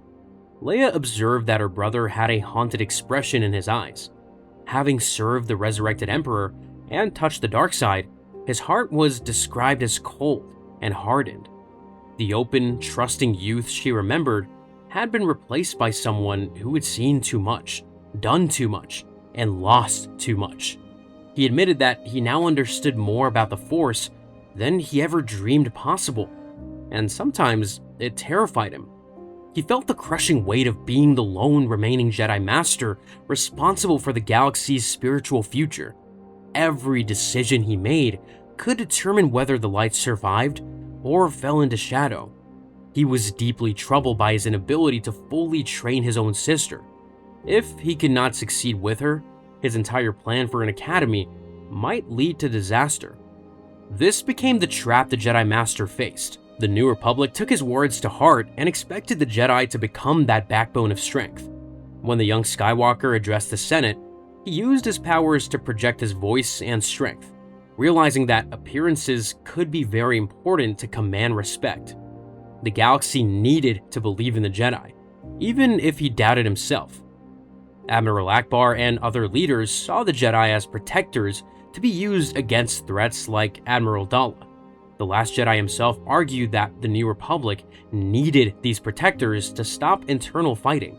But what happened when protectors became weapons? What happened when defenders became rulers? Senator Garmbel Iblis provided a warning that targeted the young Jedi's status directly.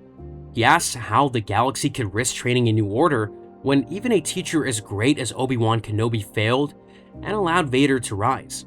If the greatest Jedi of the Old Republic could produce such a monster, what would the would-be teacher's untested methods create? This suggested he might unintentionally create a new generation of enemies. But the struggle for the Jedi legacy was defined by choice rather than the destiny of being a weapon.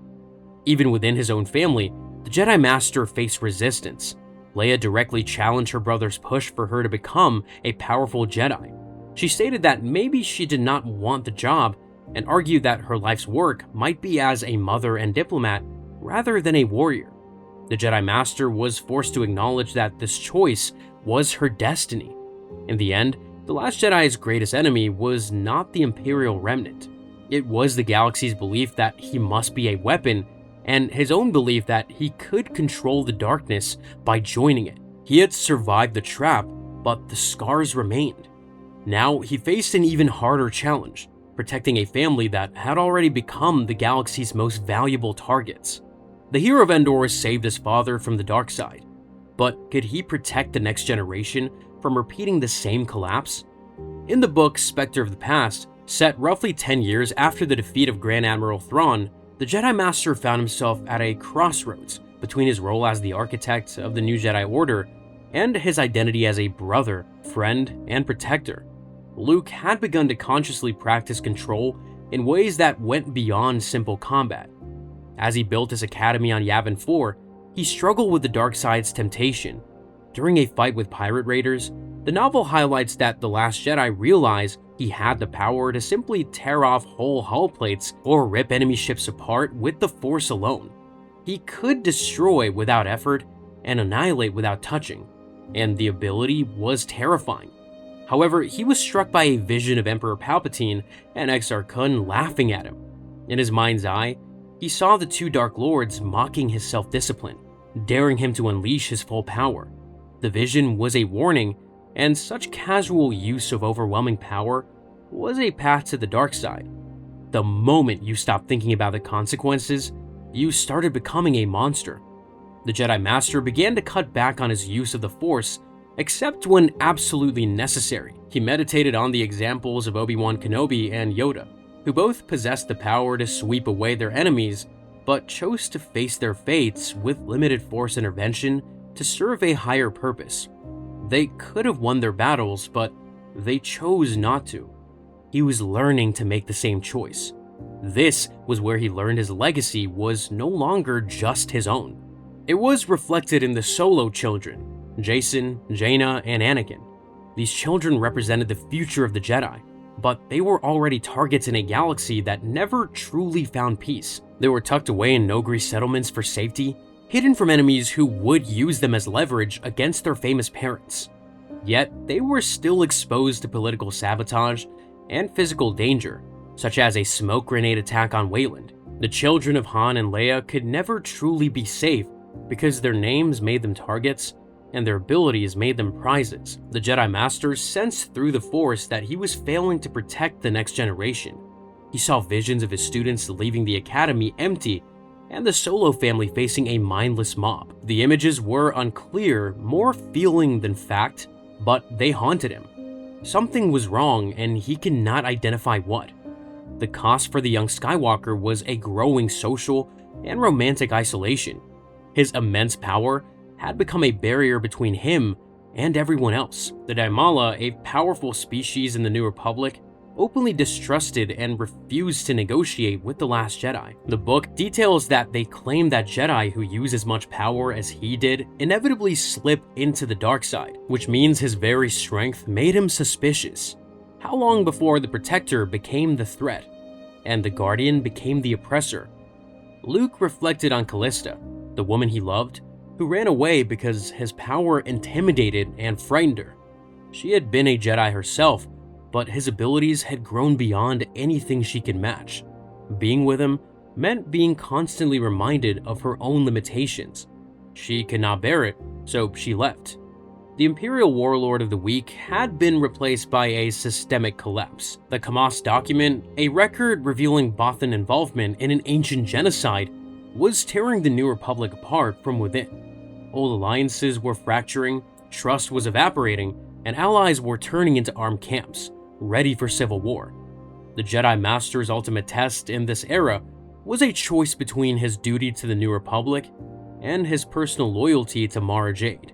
While Han and Leia argued that the New Republic needed him on Coruscant to mediate the looming civil war, the young Skywalker received a vision of Mara Jade floating in water, as if in death in a rocky cave.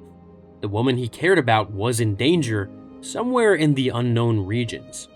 The Last Jedi decided to abandon his official duties to go on a wild treasure hunt to rescue her. This choice revealed the central struggle of his life. If he could not save those he loved, he feared losing his humanity. But if he focused only on those he loved, He risked the collapse of the order he was building. There was no right answer, only the choice he could live with. Just as the young Jedi thought he had moved past the era of the Empire, the stakes escalated beyond anything he imagined. He discovered clones were being used by pirate gangs and heard the full name of a ghost that he thought he had buried. Mithranu Ruido, the greatest military mind the Empire had ever produced, might still be alive. The son of Anakin saved his father from the dark side, but now he must face the possibility that the Grand Admiral had returned from the dead to repeat the collapse of the galaxy, threatening the very family he was trying to protect. In Vision of the Future, the Jedi Master was forced to confront the structural differences between his life and those of heroes like Han and Lando. While they fought to preserve the New Republic in their own ways, the young Skywalker was haunted by the realization that he had often been paralyzed with fear that he would use his power incorrectly. The Jedi Master admitted to a staggering list of mistakes in his role as a leader. The storyline states these failures included declaring himself a Jedi Master too early on his own, failing to move his academy off Yavin 4 despite the dark influence of Exar Kun, and failing to provide adequate protection for Leia and Han's children against repeated kidnapping attempts. He carried the guilt of not stopping Kip Duran when he first showed dark side tendencies, a failure that nearly wrecked the academy and the New Republic. He recognized that his decision to experiment with dark side techniques on Biss years earlier colored everything he did for nearly a decade. The experience led to a period of foggy leadership where he was merely reacting to threats rather than following the Force. He had been contaminated, and the contamination spread through his decisions. A major turning point was Luke's conscious decision to stop using the power of the Force so much. Instead, he had reached a deeper understanding of the Jedi's role. He was learning a new way to be a Jedi Master. Mara Jade helped the young Skywalker realize that using the Force for raw power created too much noise. When he relied on sheer strength, he could not sense the Force's subtle guidance. The more power he used, the harder it became to know which path to follow. The Jedi Master finally understood why Master Yoda became exhausted while lifting an X-Wing. Yoda had the power, but chose not to use it. The old Master understood that a Jedi's primary goal was guidance, not raw power. He could have lifted the ship easily if he wanted to, but he chose to make it difficult, to remind himself that effort matters, that power without purpose was meaningless. They believed that Jedi who used as much power as the last Jedi did would inevitably slip into the dark side. So his discipline was not just personal, but a political necessity. He was not just building an order for himself, but for a next generation already under fire. The lives of Jacen, Jaina, and Anakin Solo were the emotional core of this conflict. While they were safe on Kashyyyk during the Kamas crisis, the young founder worried that his early mistakes, such as stating his teaching under dark side influence, would eventually flaw the foundations of the order they would inherit. The irony of the Jedi Master's position was that while the New Republic was on the verge of total civil war, he rushed to the edge of the galaxy to save one person rather than staying to mediate the crisis. This highlighted the struggle between his humanity and personal loyalty versus his Jedi responsibility. The cost of the young Skywalker's path was seen in his emotional isolation. For years, he believed that caring too deeply for someone would put them in danger, citing the fates of Gariel Captason and Callista. Everyone he loved became a target, and everyone he got close to suffered. He was continuously haunted by the vision of Mara Jade floating lifelessly, and this fear nearly led him back to the dark side when he sensed that she had been hurt. He initially wanted to avenge her through slaughter. The rage was there, waiting, always ready to emerge when someone he loved was threatened. Breaking through this isolation required a new kind of connection. The novel describes how the Jedi Master and Mara joined their minds in the Force to defeat Thrawn's guards.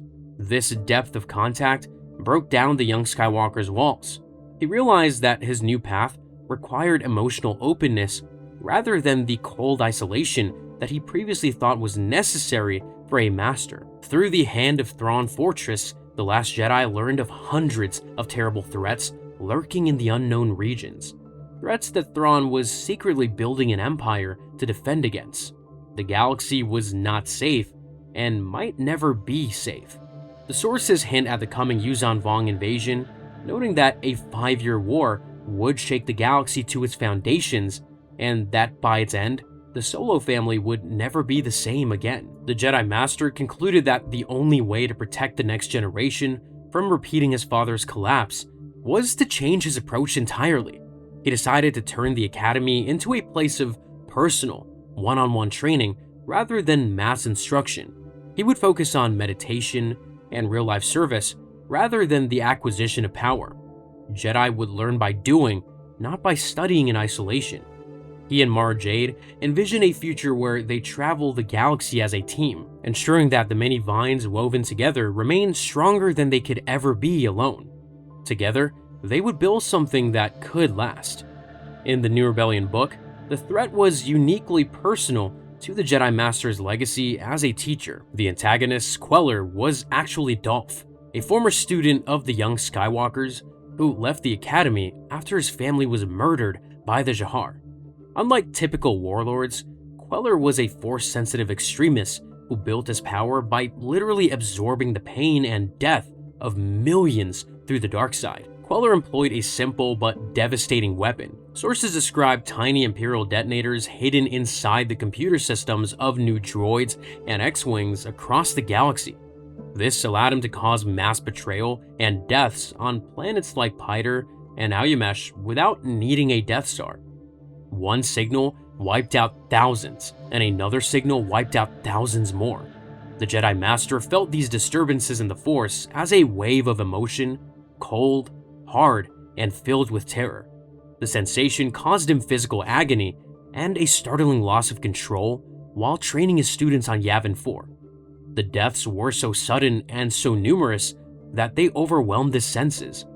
The Solo children were deeply affected by the thousands of voices screaming in the Force. They demonstrated their raw power by joining hands to beat back the cold darkness, unintentionally thinking they caused the explosion that hurt their mother. The children were not just sensitive, but powerful, and they did not yet understand what that meant. Their uncle noticed a dangerous fierceness and recklessness in young Anakin Solo. When Anakin suggested punishing the people responsible, Luke had to hold back his nephew, warning him that such vengeance leads to the dark side. The boy had good instincts, but dangerous impulses. He admitted that raising Force-sensitive children was more of a trial than anyone anticipated. He wished he could consult his Aunt Beru for guidance.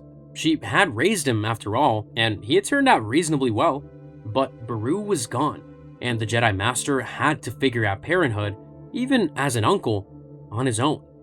The Jedi Master faced the reality that his attempts to save students like Brachus and Dolph resulted in terror. He realized his arrogance may have given Queller the tools to destroy the galaxy by teaching him about the dark side's quick and easy path. Every lesson had consequences, and every student carried the potential for good or evil. On Telti, the Jedi Master confronted Brachus, offering him redemption and a return to the light. But Brachus was too broken and terrified of Queller to accept. Some students were beyond saving.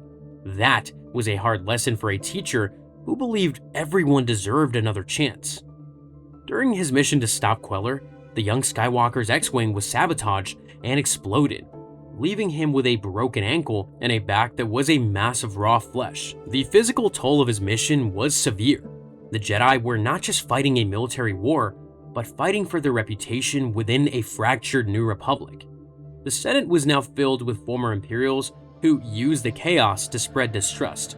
Senator Mato used the evidence of droid detonators to frame Han Solo for treason and move for a no-confidence vote against Leia. The Skywalker Solo family was under attack from all directions. Unlike Han or Leia, who could operate within political or military frameworks, The Last Jedi was forced to operate on a legacy battlefield. He was the only one who truly understood that the war was being fought through the Force itself. Blasters and ships were secondary, and the real battle was spiritual. To protect the Republic from Queller's personal vendetta against her family, Leia was forced to resign as Chief of State. This illustrated the cost of their names and powers. The climax showed the young Skywalker nearly losing his humanity to the very darkness he tried to prevent in his students. During the duel, the Jedi Master realized that his hatred and anger towards Queller were actually making the villain stronger. Queller laughed with the same cold laugh as the Emperor, fueled by his opponent's aggressive feelings. The more Skywalker hated, the more powerful his enemy became. To break the cycle, the Last Jedi prepared to sacrifice himself, as Obi-Wan Kenobi did, to stop feeding Queller's power. The intervention of Han Solo and his Ysalamiri, which created a force-neutral bubble, removed both combatants' powers. This allowed Leia to end the threat, not with Jedi magic, but with a blaster, emphasizing the family's shared burden in the fight.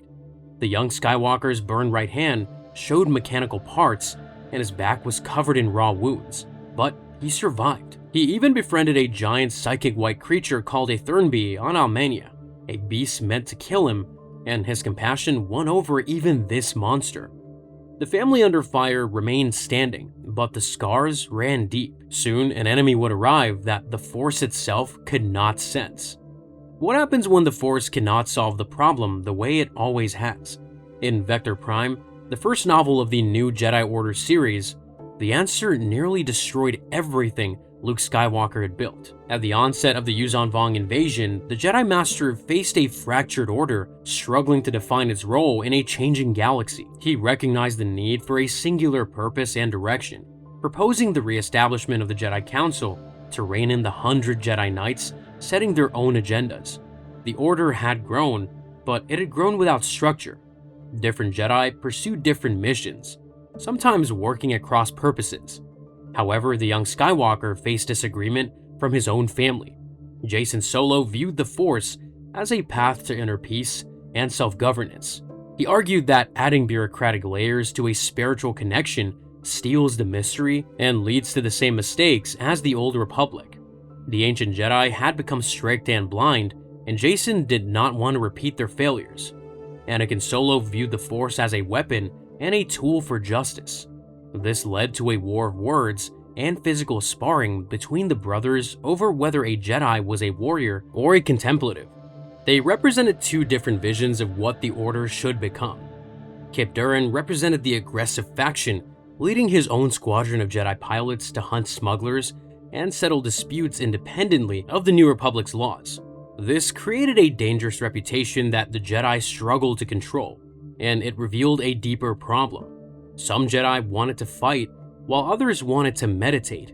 The Order was already divided before the real enemy arrived. The Yuuzhan Vong presented an extinction-level threat because they relied on living organic technology and were seemingly disconnected from the Force.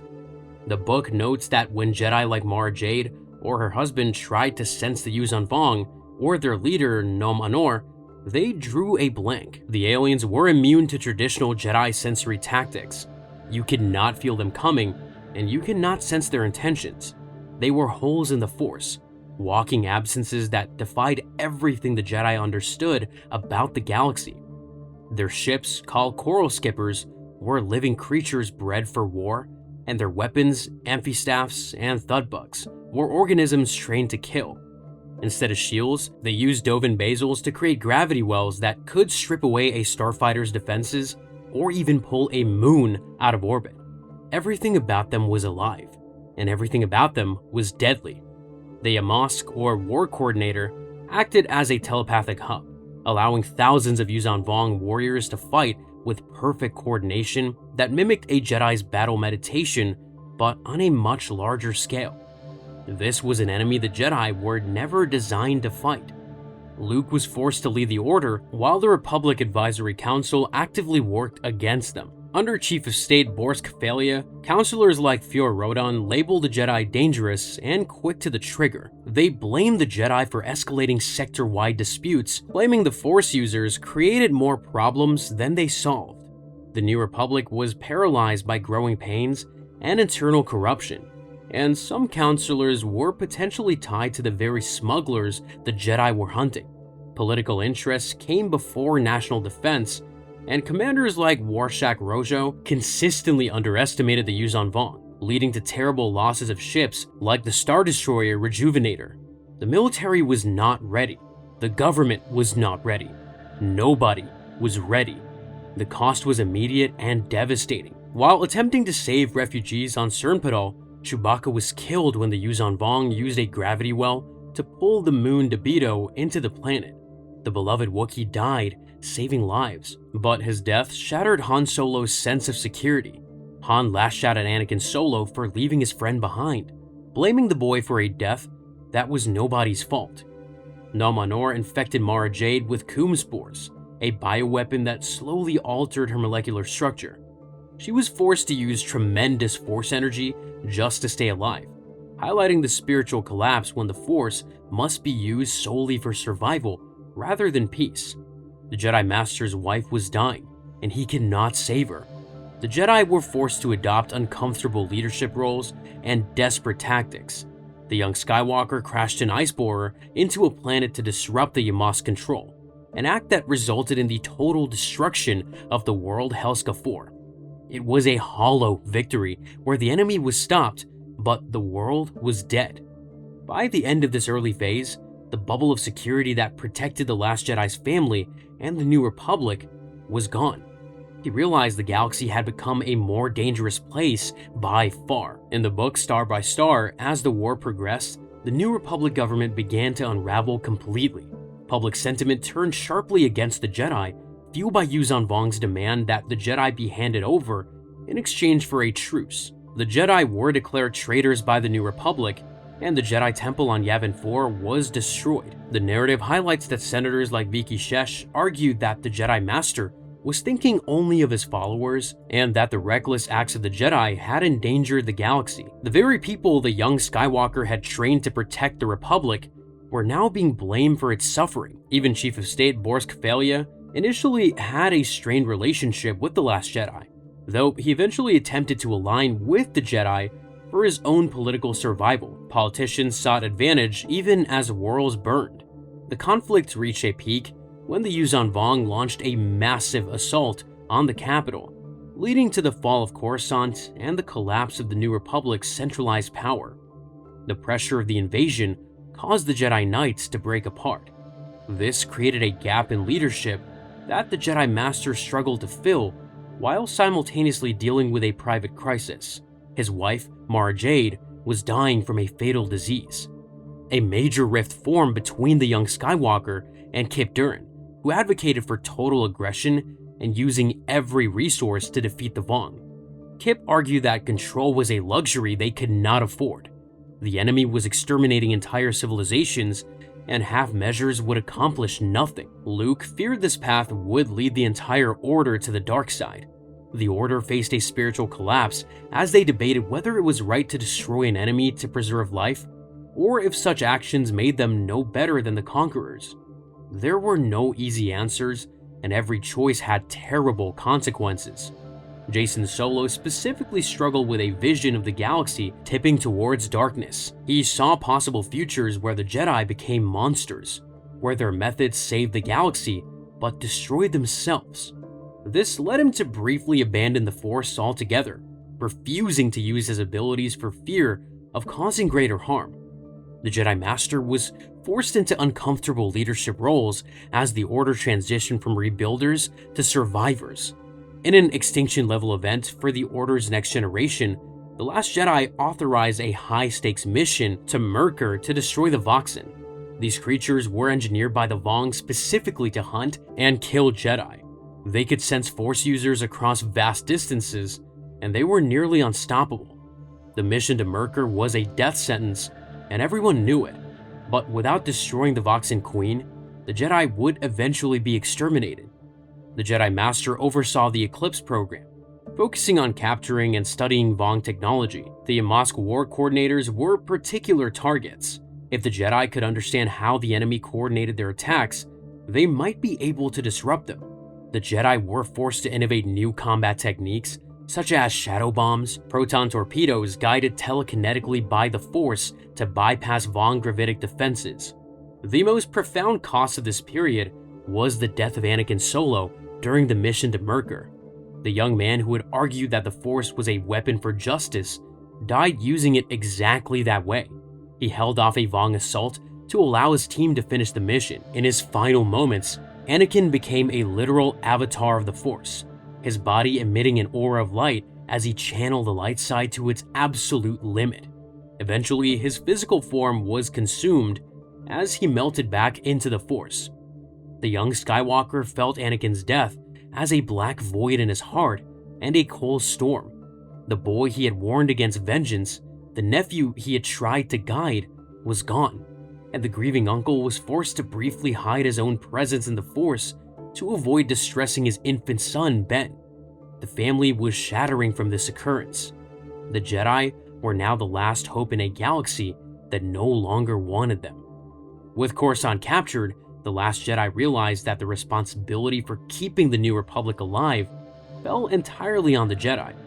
The Order had evolved into a more militarized, focused unit, but the loss of Anakin Solo and the capture of Jacen Solo left the future of the Skywalker bloodline and the Jedi Way in a state of absolute uncertainty. In the novel Traitor, the galaxy was in a state of total structural and strategic failure. The capital of the New Republic had fallen and had been Vong formed into Yuuzhan'tar, the Creche of God. The Yuuzhan Vong physically altered the planet's orbit, stripped its moons, and turned the once global city into a nightmare image of Yavin 4, a jungle of ruins and alien life growing over the corpse of civilization. Nomanor characterized the New Republic's democratic system as corrupt and easy to exploit, noting it relied on directing the mob instincts of the largest masses of their most ignorant citizens. The fall of Coruscant was intended to be poison in the wound, designed to kill the spirit of the Republic. Yuuzhan Vong recognized the Jedi Master as the War Master of the Jedi and the architect of the New Republic. Nomanor admitted that the Empire might have crushed the Vong, but the chaos and lack of leadership in the young Skywalker's Republic provided the perfect opening for invasion. Ironically, the freedom the rebels had fought for made them vulnerable to this new threat. The Jedi were viewed by the Vong as unholy enemies who stood in the place of gods for the Republic, and consequently, they were hunted across the galaxy as prizes to be captured, tortured, and sacrificed. The war inflicted a staggering emotional and physical price on the Last Jedi's family. Jacen Solo confirmed he felt Anakin die through the Force. This death shattered the magic charm that had protected the Solo family and introduced the reality of permanent loss. They had believed themselves special and protected somehow, but now they knew better. Millions of survivors were displaced by the war, scattered across the galaxy in desperate conditions. Refugees fled from system to system, and host worlds often refused to let them land due to fear of Vong spies or infiltrators. By this time, humanity was scattered and suffering. The Jedi could not feel the Yuuzhan Vong through the Force. As emphasized in the source, Jacen discovered traditional Force powers meant nothing against them. This led to blank terror within the Order. How do you fight an enemy you cannot sense, and how do you plan against an enemy you cannot predict? Jacen reflected that Jedi training had prepared them to use the Force as a tool, but against the Vong, that tool was useless. He realized the Vong must exist in a part of the Force that was simply beyond the reach of Jedi senses, meaning the Force was not broken, but the Jedi were simply blind. The moral dilemma deepened with Vergier's philosophy. This mysterious figure, who had spent decades among the Vong, challenged the very foundation of the new Jedi Order by claiming there was no dark side.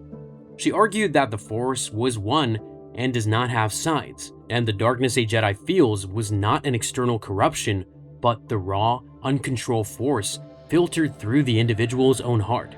The Jedi was divided on how to respond.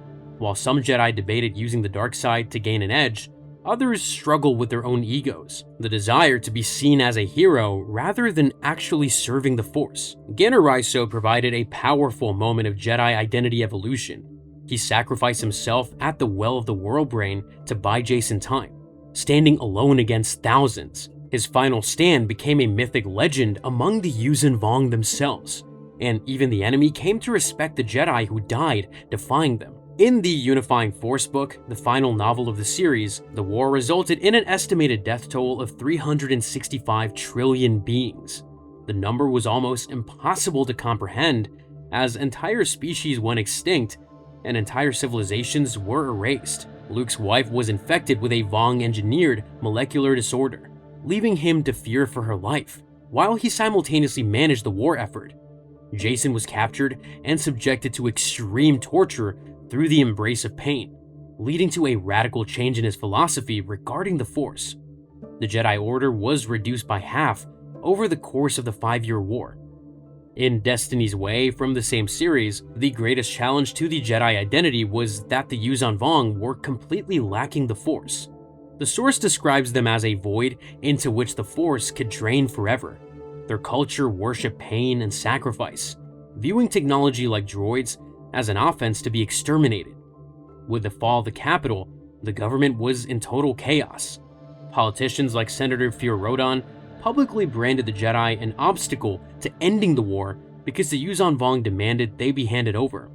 Rodan labeled the Jedi amateurs and half-trained loose cannons who should leave it to the professionals. The military was near rebellion, feeling betrayed by corrupt, stupid, and cowardly politicians who fled the battle for the capital. A sharp divide formed between the Jedi Master's defensive stance and Kip Duran's aggressive group. The young Skywalker faced a deep spiritual dilemma. If the Vong were outside the Force, were they outside life? He feared that leading a war against an enemy he could not feel might lead the entire Order to the dark side. Jaina Solo, dubbed the Sword of the Jedi by her uncle, fell into a spiral of revenge after the death of her brother Anakin. She eventually accepted her own death as certain, viewing peace as a luxury she could no longer afford. The war was changing everyone, and not for the better. During the Battle of Borleas, the Last Jedi and his inner circle formed the Insiders. This was a secret group intended to act as a rebel alliance within the New Republic to fight the Vong when the government failed. The Jedi Master was forced into uncomfortable political decisions, such as actively supporting Cal Omes for Chief of State to ensure the Jedi had a government ally. To disarm political opponents, the young Skywalker agreed to a High Council composed of 6 Jedi and 6 non-Jedi. This surrendered traditional Jedi autonomy, with the Last Jedi admitting they lost that power when the Old Order fell. They could not be independent warriors anymore, but had to be partners. He must then confront Alpha Red, a biological weapon designed for total genocide of the Yuuzhan Vong species. Though the High Council voted against it, Cal Omes ignored them, forcing the son of Anakin to choose between his oath to the Republic and his moral code. Genocide was not the Jedi way, even against an enemy this terrible. Luke was forced to evolve the Jedi Code itself. He defined aggression not as any attack, but specifically unprovoked attack, or taking what belongs to others. Through the teachings of Vergir, the young Skywalker realized the Vong were within the Force after all, and the failure to sense them lay within the Jedi's perceptions, not with the Force itself. He realized they had been looking in the wrong direction. He accepted that the war could not be won through magic tricks alone. He adopted Admiral Akbar's strategy of luring the enemy into a trap at Ebok 9, where the Jedi acted as the bait. Jacen Solo suggested the Order must evolve because the enemy was not dark, just outside their current understanding. He told his uncle they needed to make the Force bigger by expanding their ideas about what it encompasses. In the storyline balance point, the war demanded a heavy personal toll from the Last Jedi and his family. The planet Duro was sacrificed due to administrative failure and the sabotage of planetary shields. During the collapse, Leia was captured and brutally tortured, her legs crushed as the Yuuzhan Vong attempted to lure other Jedi into a trap. Jacen Solo was forced to abandon his refusal to fight to save his mother, realizing that he must stand firm and engage the darkness with the light of the Force. The chapter concluded with a terrifying change in stakes for the Jedi Master's leadership. War Master Savong La issued a galaxy-wide ultimatum. The Yuuzhan Vong would stop their attacks only if the citizens of the New Republic surrendered all Jedi, specifically demanding Jacen Solo to be delivered for sacrifice. The Jedi became the very hunted prey whose existence endangered the worlds they swore to defend. The galaxy had broken. Now, the Last Jedi had to find a way to put it back together without becoming the oppressor everyone feared. Luke Skywalker rebuilt the Jedi once, but did he finally build something that could outlive him? In the Unifying Force narrative, the answer required him to become something more than a warrior. He had to become an institutional architect. Following the defeat of the Yuuzhan Vong, the Jedi Master reached a deeper understanding of the Force that moved beyond the strict divisions of his youth. He concluded that the Force was not strictly divided into light and dark sides, but was a unified power. He believed that the dark side exists because conscious beings and evil actions upset an otherwise balanced natural energy. The darkness comes from within, not from the Force itself. He defined the Jedi's goal not as using power, but as living the Force through honorable actions and serving the good with every choice. A Jedi was not a warrior with special abilities, but a way of being in the universe. In his final negotiation with War Master Nazchoka, the Jedi Master defined Jedi as guardians of peace and justice. He explained that the lightsaber was primarily a symbol of the internal fight to avoid the wrong path, rather than a mere tool of war. The weapon existed to remind the Jedi of their commitment, not to define them. This was the final decision of what a Jedi was. His leadership evolved into a flexible model that prioritized mentorship over absolute authority. The story says that he moved the Order away from a single Praxium model like Yavin 4, believing that any world where the Force was strong could serve as an academy. The Jedi did not need one temple, but many teachers. He explicitly stated that while he would continue to guide, other masters were just as equipped to teach, as he encouraged them to pursue their own paths of instruction. The Order would grow, not through uniformity, but through diversity. Even as he took a seat on Chief of State Cal Omas's advisory council, he did so as the voice of the Force, alongside other masters like Kip Durin and Silgal, rather than acting as a single commander. Leadership was shared, and responsibility was distributed. A core stake of The Last Jedi's final legend state was ensuring the Jedi did not become an oppressive or purely political entity. He had seen what happened when Force users sought power and would not repeat those mistakes. With this in mind, the Jedi Master warned the Galactic Alliance that the Jedi duty to protect justice may require them to act beyond the authority of any government. If that government attempts to define peace and justice on its own self-serving terms, the Jedi must be free to disagree.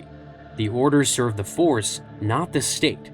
He argued that the Jedi were not meant to be the galaxy's police force. Historical attempts to do so drew the Old Republic Jedi away from the Force and into ordinary politics. They became government servants with lightsabers, and that made them weak. The young Skywalker acknowledged that his previous fatigue in combat came from a fear of abusing raw power, and he emphasized control as a means of staying connected to the Force's actual will. Power was a tool, not a goal. This understanding shaped the son of Anakin's earned role, not just as a hero of the rebellion, but as an institutional architect. To protect the Order's spiritual integrity, he supported the move to the ancient world of Ossus, creating distance from the political pressures of Coruscant. The Jedi would have their own home, separate from the government they served. He re-established the Jedi Council to ensure balanced governance of the Order that could outlive his individual leadership. He viewed the new Jedi Order as a project that would require generations to fully define itself. His hopes rested on students like Jason, Jaina, Tahiri, and his son Ben. The stakes of failure were clear. If the Jedi Master's philosophy of control and independence failed, the Jedi risked becoming either a political tool of the state or a lawless force that mirrored the oppression they fought. By becoming the stabilizing center, the young Skywalker ensured the Order could survive the constant changes in galactic government. In the Survivor's Quest novel, The Last Jedi reflected on his journey with the perspective of decades. The source reveals the heavy burden of being the last of the Jedi, tasked with passing on what he learned, and he often felt his best efforts were not enough to rebuild an institution that took centuries to create. The Old Republic Jedi had thousands of years to develop their traditions, but Luke only had decades. By this period, he was recognized as the Reborn Order's founder and leader, balancing the responsibilities of the Jedi Academy with the diplomatic needs of the New Republic. His role was not merely held by title, but earned through his willingness to seek out knowledge from the past, such as the records of outbound flight, to determine what he was doing right and, more importantly, what he was doing wrong. This willingness to learn shaped the Jedi Master's matured philosophy, which was characterized by a core of hope and mercy that separated him from the oppressors of the past. He rejected the Palpatine model of ruling through fear. Instead, he advocated for putting the fear of justice into those who would do evil. The wicked should fear the Jedi, not because the Jedi were powerful, but because the Jedi were right. In combat against the Vagari, Luke demonstrated deep self-control by choosing to scramble the nervous systems and trigger sleep centers in predatory wolf kills rather than killing them, even when they posed a lethal threat. This discipline was described as his moral high ground, an extension of his humble roots that ensured even his deadliest opponents were given every possible chance to surrender. This approach shaped his leadership style, which centered on the Jedi as an independent moral force rather than a political tool. He recognized that his order must be built on harmony and a new interpretation of the Force, and he explicitly questioned and eventually rejected the old order's rules against love and marriage. His bond with Mara Jade Skywalker was a strength that brought the Force into balance, not a weakness that invited corruption. He viewed the future of the Order through the lens of individual potential. His desire to provide proper Jedi training to Force sensitives like Evelyn went beyond building an army. It was about preventing gifted individuals from being isolated or banished by a fearful society, because every untrained Force user was a tragedy waiting to happen. With this purpose in mind, he acted as a bridge between different groups, working with the Chiss and the Empire of the Hand to identify unknown enemies that threatened the galaxy at large. The Jedi were not meant to stand alone, but to bring others together. The Jedi's ultimate purpose was to serve others rather than rule over them for the good of the galaxy. The young Skywalker acknowledged the flaws of the New Republic, the constant fighting, political crises, and Bothan backstabbing, but he chose to remain its protector and to break the cycle of war and collapse. By the end of this era, the Last Jedi was no longer just a strong Jedi, but the stabilizing center who ensured the Jedi did not become the very oppressors they fought. His end state was the realization that the new Jedi Order was defined by walking in perfect harmony with the Force and each other, free from the strict rules that led to the Old Order's downfall. In The Joiner King, the first novel of the Dark Nest trilogy, the Jedi Master's story continued to evolve.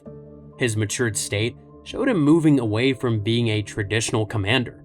Instead, he adapted the role of a mentor, judge, and friend to his knights. He preferred to allow Jedi Knights their independence. He believed that if the Masters could not trust the good judgment of their members, then they were failing at their most important job. While his opinion held immense sway, he viewed himself as first among equals and asked for obedience rather than demanding it. This style caused friction with more traditionalist masters like Mara Jade and Corran Horn, who preferred clearer hierarchies. Amidst internal conflicts where some masters believed their primary duty was to the government and others believed it was only to the Force, Luke acted as the anchor. He forced them to resolve disagreements through Jedi discipline rather than personal grudges. His philosophy in this era was defined by the rejection of the casual use of power. He taught that a Jedi's judgment must remain sound regardless of their emotional state. He believed that the light and dark sides were not external forces, but spring from the well inside the individual. A key moment of self-control occurred when he fought the Dark Jedi Welk. The book notes that although the Jedi Master had the power to crush Welk's throat with the Force, he released him. He explicitly stated his philosophy: the Force may have no light or dark side, but we do, and we must choose. The young Skywalker carried a deep fear of Jedi becoming emperors or leaders of galactic civilizations.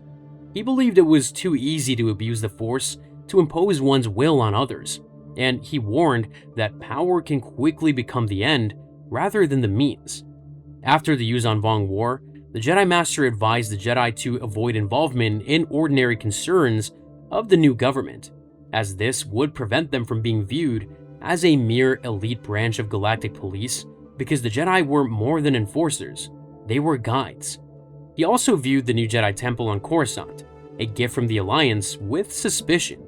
He feared it served as a constant reminder that the Jedi might start seeing themselves through the eyes of the government and become simple guardians of a grateful galactic alliance. When challenged by Cal Omas or Raynor Tull, he asserted that the Jedi serve the will of the Force everywhere, not just within the borders of the government that pays their bills, but the Jedi answer to a higher authority than any senator or chief of state. The Jedi Master's end state was the creation of a sustainable culture of judgment rather than just a group of powerful warriors. He implemented training exercises like Scorch, where the referee, the Jedi in training, was tasked with finding solutions that satisfied everyone's secret agendas. This taught them to look for greater reality beneath words. Students were put through centering exercises, such as fasting during feasts or being tickled without laughing, to teach them to detach their emotions and remain focused in chaotic situations where control was everything. Reflecting his belief in free will, he did not force attendance at the academy. He believed students must want to be there to truly succeed, a policy he applied even to his own son, Ben. Luke recognized that if the Jedi failed to be a stabilizing force, the galaxy would fall into a cycle of collapse. He argued that a peaceful galactic alliance was the strongest pillar of a peaceful galaxy. If the Jedi failed to support that stability, the galaxy sank into chaos, and the Jedi had failed their ultimate duty. In the Unseen Queen storyline, the young Skywalker's maturity in this era was defined by a shift from being a reactive hero to a proactive institutional head.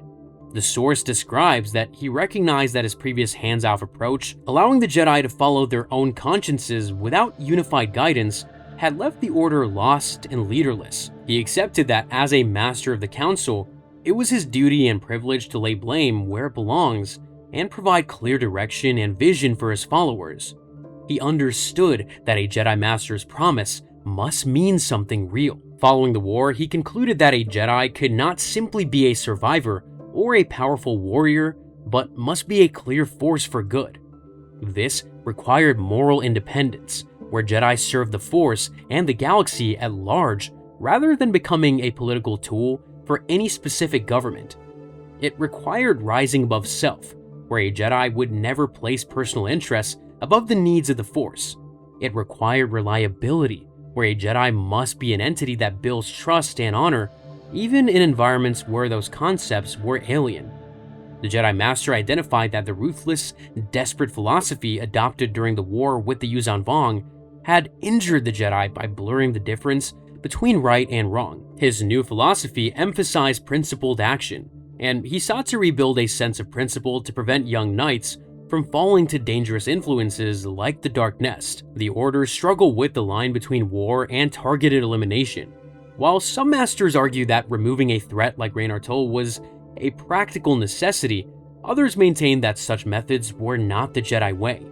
The young Skywalker acknowledged that if he failed to prepare his masters to exercise control and unity, the Order would fall apart from within. The Last Jedi was the only force capable of preventing the Order from becoming oppressive or collapsing into chaos. The story notes that in the Jedi Master's absence, the Order immediately broke apart into opposing groups. Those who believed their duty was strictly to the Galactic Alliance clashed with those who believed their duty was only to the Force. Seeing this division, Chief of State Cal Omas attempted to exploit the gap in leadership at the top of the Order to take direct control. He hoped to neutralize the Jedi so they could not interfere with state interests. Politicians always wanted to control the Jedi, and this was exactly why independence was so important. Within the Order, the Jedi Master was viewed as the Elder, the senior presence whose guidance was required to channel the collective energy of the Jedi in a single constructive direction. Without the young Skywalker as the architect, the Jedi were paralyzed by their own internal disagreements. This understanding led Luke to realize that he must build something that prevented the galaxy from falling into a cycle of war and collapse. If the Jedi could not bring a sense of order to the galaxy, he feared they were no better than the Empire. His ultimate role was not the strongest Jedi, but the institutional architect who ensured that the will of the government was not mistaken for the will of the Force. He concluded that his primary failure was not being a better warrior, but failing to prepare the other masters to lead in his stead. In The Swarm War, the final novel of the trilogy, the Jedi Master reflected that 35 years prior, he became the last guardian of an ancient order that had thrived for 1,000 generations before being brought low by the Sith. Having been the instrument of the Jedi's return, he spent decades trying to rekindle that light. He eventually recognized his own arrogance in the way he structured the new Jedi Order. He eventually envisioned an order where Jedi followed their own consciences and hearts. But the chaos of the Dark Nest crisis proved this dream was no longer practical. To save the Order from tearing itself apart, the young Skywalker stepped into the role of Grand Master, a position of absolute authority intended to be the stabilizing center of the Jedi. The Last Jedi's leadership style matured from a mentor who suggests to a leader who demands. Witnessing his masters pulling the Order in 10 different directions, he realized that mistakes were less dangerous than internal fighting. A unified Order making wrong decisions was better than a divided Order making no decisions at all. He employed the Robogian Gambit, a diplomatic ploy where he asserted bold, absolute control to force the Jedi Masters to unite, even if that unity was in opposition to him. He issued a final ultimatum. If a Jedi could not place the good of the Order above all other loyalties, including family or the state, they must leave. A core component of the Jedi Master's end-state philosophy was the rejection of the philosophy taught by Vergere and championed by Jacen Solo. Jacen argued that a Jedi's only duty was to be effective and to act without being limited by ideas of good or evil. The young Skywalker countered this, stating that such ruthlessness was exactly what the Emperor taught his father, Anakin Skywalker. He argued that being a Jedi was not just about using the Force to achieve a goal, but about principles and responsibilities. The Last Jedi learned that a Jedi must not bury fear or doubt, but accept and eliminate it so it cannot be used as a weapon by enemies like Lomi Plo. The post-Vong philosophical settlement concluded with the Jedi Master defining the Jedi's place in the galaxy. The Jedi should serve, not govern. The son of Anakin Skywalker made the important decision to withdraw the Jedi from the Galactic Alliance Advisory Council. He believed that by remaining outside the reins of state, the Jedi could remain disinterested representatives who provided moral guidance without the corruption that came from using political power. He knew that if the Jedi took control of the government, even with pure motives, matters turned out badly. This was seen with the Khalik colony, where good intentions were not enough. His greatest fear was that the Order would not survive without him. This fear could lead to a cycle of collapse and war. To prevent this, he established a new Jedi Council to help run the Order, aiming to create a structure that could survive his potential absence. The Last Jedi sought to be a center that held the Order together without it becoming a personality cult or an oppressive force. When asked what would happen to this organization if he was unavailable, the Jedi Master admitted that he wished he knew the answer. His final act was not achieving perfection, but building the best possible foundation for a future he could not control. Luke became the last Jedi, but he became one because of the man who delivered him to the desert and watched over him for 19 years. Obi-Wan Kenobi was the Jedi who survived the fall of the Order, lost his apprentice, lost to the dark side, and lived alone on Tatooine for the chance to one day train Anakin's son. Watch the entire history of Obi-Wan Kenobi next.